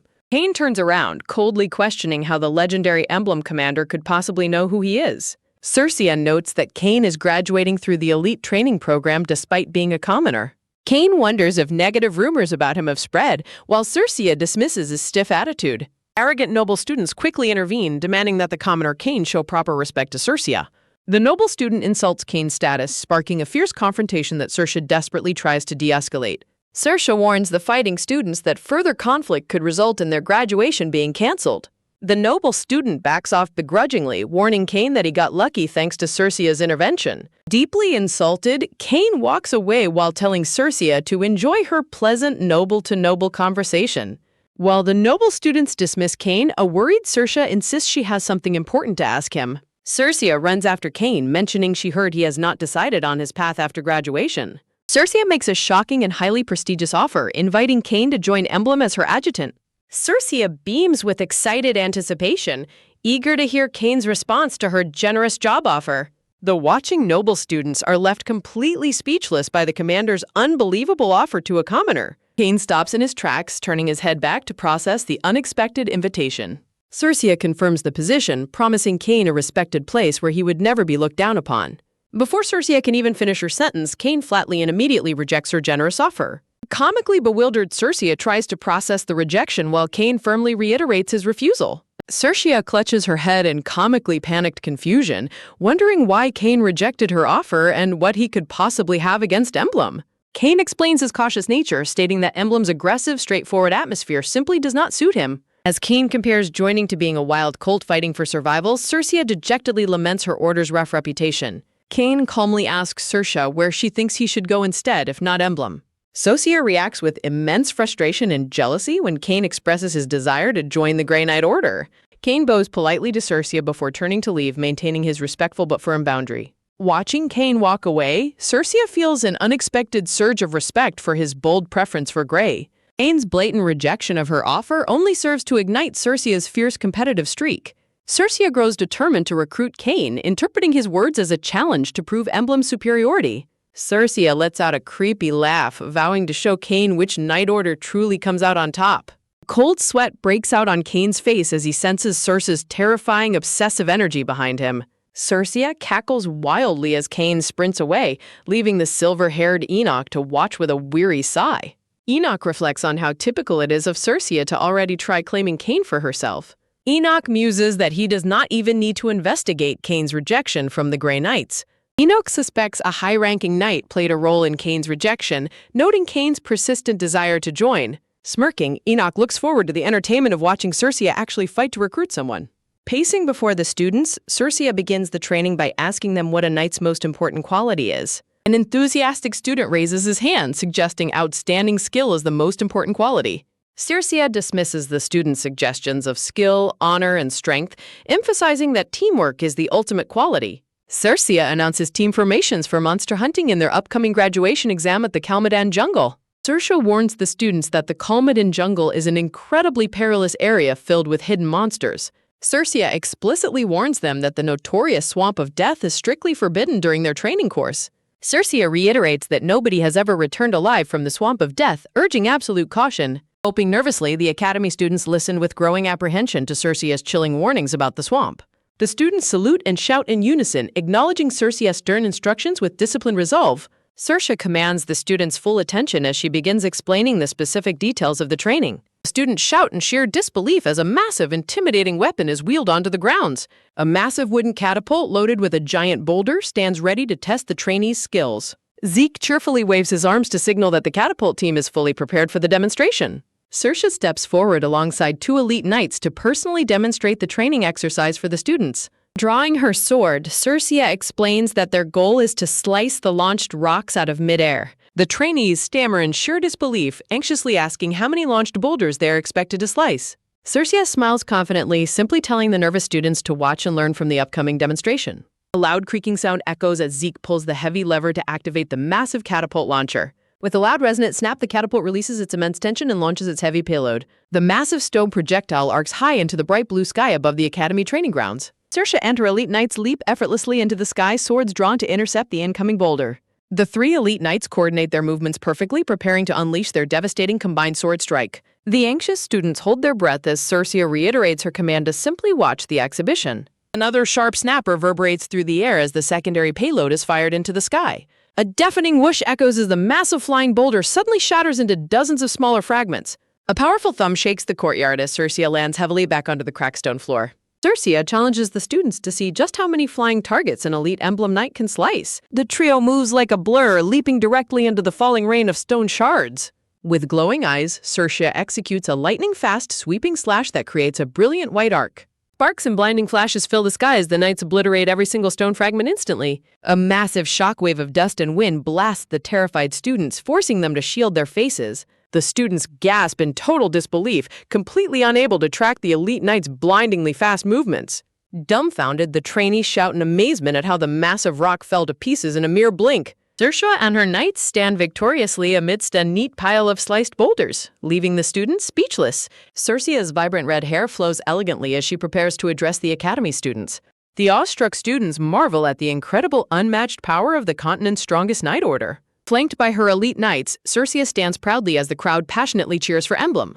Saoirse details the monster-slaying graduation exam, warning of dangers while offering a reliable combat strategy. Saoirse passionately declares this training is their final opportunity to prove their strength as knights. The students cheer enthusiastically in response, though Kane remains completely silent and detached. Kane nervously gulps, feeling the heavy burden of the looming challenge ahead of him. As other students continue sparring, the silver-haired Enoch approaches Kane sitting alone on a bench. Kane looks up in surprise as a shadow falls over him, interrupting his quiet thoughts. Enoch addresses Kane as his senior, maintaining a calm and respectful expression beneath the shade. Kane admits he is deeply contemplating his future with graduation fast approaching while Enoch listens. Enoch teasingly asks if Kane found Saoirse impressive, prompting a flustered and immediate denial. Enoch warns Kane of Saoirse's terrifying sixth sense as she stomps toward them in anger. Saoirse angrily confronts the duo, her golden eyes flashing with irritation. Both Enoch and Kane quickly deny being close when Saoirse suspiciously questions their friendly interaction. Saoirse stubbornly insists that they are close, prompting Enoch to calmly ask for her reasoning. Saoirse boldly claims Kane occupies Enoch's mind, leaving the commoner completely bewildered by her accusation. Saoirse aggressively interrogates Enoch, demanding to know his true intentions regarding recruiting Kane for himself. Saoirse's interest in Kane intensifies due to Enoch's rare flustered reaction, much to Enoch's annoyance. Saoirse furiously commands him to drop the subject while Kane quietly wishes they would stop fighting. Two onlookers secretly watch the commotion, amused by the elite knights fighting over a commoner. The onlookers discuss the grand rivalry between the Emblem Commander and the Ace of the Grey Knights. Sensing a massive scoop, the reporter decides to investigate Kane's background for a front-page story. The newspaper publishes Kane's tragic backstory, exposing his orphan past and his deep-seated hatred for nobles. Kane bitterly mocks the newspaper's depiction of his resentment toward nobles after his bath. Kane angrily rejects the notion of noble grace, resolving to make his feelings clear to Saoirse. Putting on his clothes, Kane reveals a back heavily marked by deep, painful scars from his past. Kane silently finishes dressing, his expression hardening as he prepares to face the academy once more. Kane fiercely vows that he will never cooperate or share a friendly bond with any noble. The scene transitions to a clear, bright blue sky shining over the massive academy grounds. A system box introduces the grand main building of the prestigious Continent Academy. Walking down the hallway, Kane startles another student who gasps in surprise at his sudden presence. The student whispers mockingly while passing by, leaving Kane slightly confused by his rude behavior. Kane notices an open door ahead, catching the sound of hushed voices conversing inside the room. Kane hesitates to close the door when he overhears an angry voice ranting about an insolent brat. Overhearing the administrator insult him, a trembling Kane bitterly realizes they view him as mere trash. Kane clenches his fist, remembering his captain's sacrifice, which prevents him from abandoning the school. The scarred mercenary captain warmly praises young Kane's incredible unmatched talent with the sword. Kane solemnly questions why his captain believed in him despite his status limiting his future. Resolving that commoners and nobles can never be equal, Kane decides to nurture his deep grudge. Kane firmly declares that coexistence is impossible, swearing to join Grey and destroy the nobility. As Kane walks away, Cersei smiles knowingly inside the room, finally understanding his true perspective. Cersei dryly notes that the administrator took an incredibly long time to make his point. Cersei sits majestically on her ornate throne, surrounded by beautiful blooming white roses. The administrator gasps in absolute shock, visibly panicking at the commander's sudden chilling words. Cersei coldly asks if he is questioning her personal judgment by insulting the knight she chose. Walking down the corridor, Kane looks back with a slight sweat drop, sensing the tension. Cersei accuses him of using roundabout talk simply to claim her judgment of knights is poor. Cersei firmly declares that insulting Kane is equivalent to directly insulting her own personal choice. The administrator frantically complains about humility, but Cersei counters that noble status is useless in battle. The trembling headmaster furiously accuses Cersei of insulting him, but she counters that his incompetence insults the academy itself. Cersei calmly reminds the furious headmaster that he was the one who initiated the insults. The insulted headmaster seethes in silent rage at Cersei's overwhelming audacity. Outside the closed door, Kane stands quietly in the sunlit hallway, deeply reflecting on their conversation. Kane realizes that the fierce emblem commander possesses a heart as strong as her exceptional blade. A warm feeling stirs within Kane as he realizes Cersei defended him for his sake. Kane blushes slightly, touched by Cersei's unexpected defense of his honor. Cersei threatens to escalate the insult directly to the King of Puffin, completely intimidating the headmaster. The panicked headmaster tries to backtrack, but Cersei sharply asks if he is calling her a liar. Cersei demands a direct apology, leaving the terrified headmaster with no other viable option. The headmaster quickly begs for forgiveness, but Cersei insists he also apologize directly to Kane. The headmaster promises to apologize to Kane, prompting Cersei to cheerfully conclude their discussion. Cersei instructs the headmaster to guide Kane's future toward joining the elite Emblem Knights. The thoroughly defeated headmaster submissively agrees to her demand as she departs the room. Kane panics, realizing Cersei is about to walk out and catch him eavesdropping in the hallway. Kane desperately searches for a hiding spot to avoid an awkward encounter with the commander. Cersei steps out of the office and spots Kane running away, cheerfully greeting him. Forced to stop, Kane nervously greets Cersei as she asks if he has changed his mind. Cersei asks with supreme confidence if he has finally decided to join her Knight Order. Kane stands completely speechless and flustered, struggling to find a way to respond to her. Kane admits his embarrassment for misjudging Emblem, while Cersei teases him about his previous prejudices. Kane awkwardly scratches his neck, attempting to explain his feelings while Cersei looks on curiously. Kane confesses that he previously assumed all members of Emblem were just arrogant noble brats. Cersei stares in surprise as Kane offers a sincere, halting apology for his unfair assumptions. Kane gasps in sheer shock as Cersei suddenly grabs his collar and pulls him close. Cersei asserts that he is a perfect fit, directly inviting him to join her Knight Order. Cersei smiles with undeniable warmth, her golden eyes shining with sincerity and absolute confidence. Kane stands frozen, his entire face flushing bright red from her intense and close proximity. Overwhelmed by embarrassment, Kane suddenly bolts down the hallway as Cersei watches him in amusement. Cersei bursts into cheerful laughter, thoroughly entertained by the young commoner's flustered reaction. On graduation exam day, a student helps his injured classmate limp back from the Kalmadon jungle. The student gently directs his groaning, injured classmate to rest near the exam camp's tents. With a weak nod, the injured trainee carefully holds his bloody, heavily bandaged arm. Kane watches with concern as returnees warn that the jungle is overrun with dangerous monsters. Kane looks around anxiously, wondering why his glasses-wearing junior has not returned from the training. The glasses-wearing junior walks alone, regretting that this is his last chance to train with Emblem. He resolved to enjoy the graduation exam training to the fullest while he still could. Kane glances back, wishing his junior could make positive memories with the elite order. Catching sight of his junior walking into the forest, Kane calls out to stop him. Kane tries to remember his junior's name as the boy heads deeper into the jungle. Kane frantically warns his junior that entering the perilous Kalmadon jungle alone is incredibly dangerous. Shouting at him to stop, Kane runs into the dense forest after his reckless junior. Kane warns his junior that acting alone during the exam could lead to severe expulsion.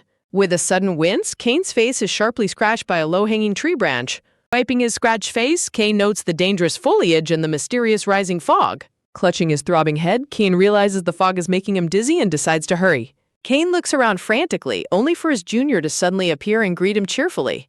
Kane furiously scolds him for going alone, while his junior is deeply touched by his concern. Overwhelmed with gratitude, his junior joyfully asks if this is what having a true friend feels like. Laughing off Kane's grumpiness, his junior happily agrees to turn back to avoid any monster attacks. The junior with glasses smiles warmly and agrees to turn back with Kane. As they walk, the junior notes Kane's absence from training while Kane claims he was unwell. Kane questions his junior's exam eligibility, prompting the boy to mock his slow perception. Demanding clarification, Kane struggles to breathe as a thick, suffocating fog begins to settle around them.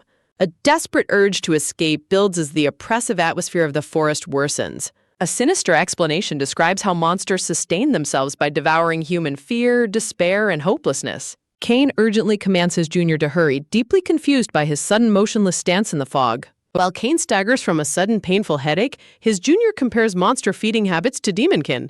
Kane desperately begs for quiet, but the junior explains how demonkin manifest as a person's deepest desire. Kane is paralyzed with shock as the terrifying reality of his junior's identity begins to dawn on him. The voice mockingly reveals that the demonkin took the form of a companion to exploit Kane's loneliness.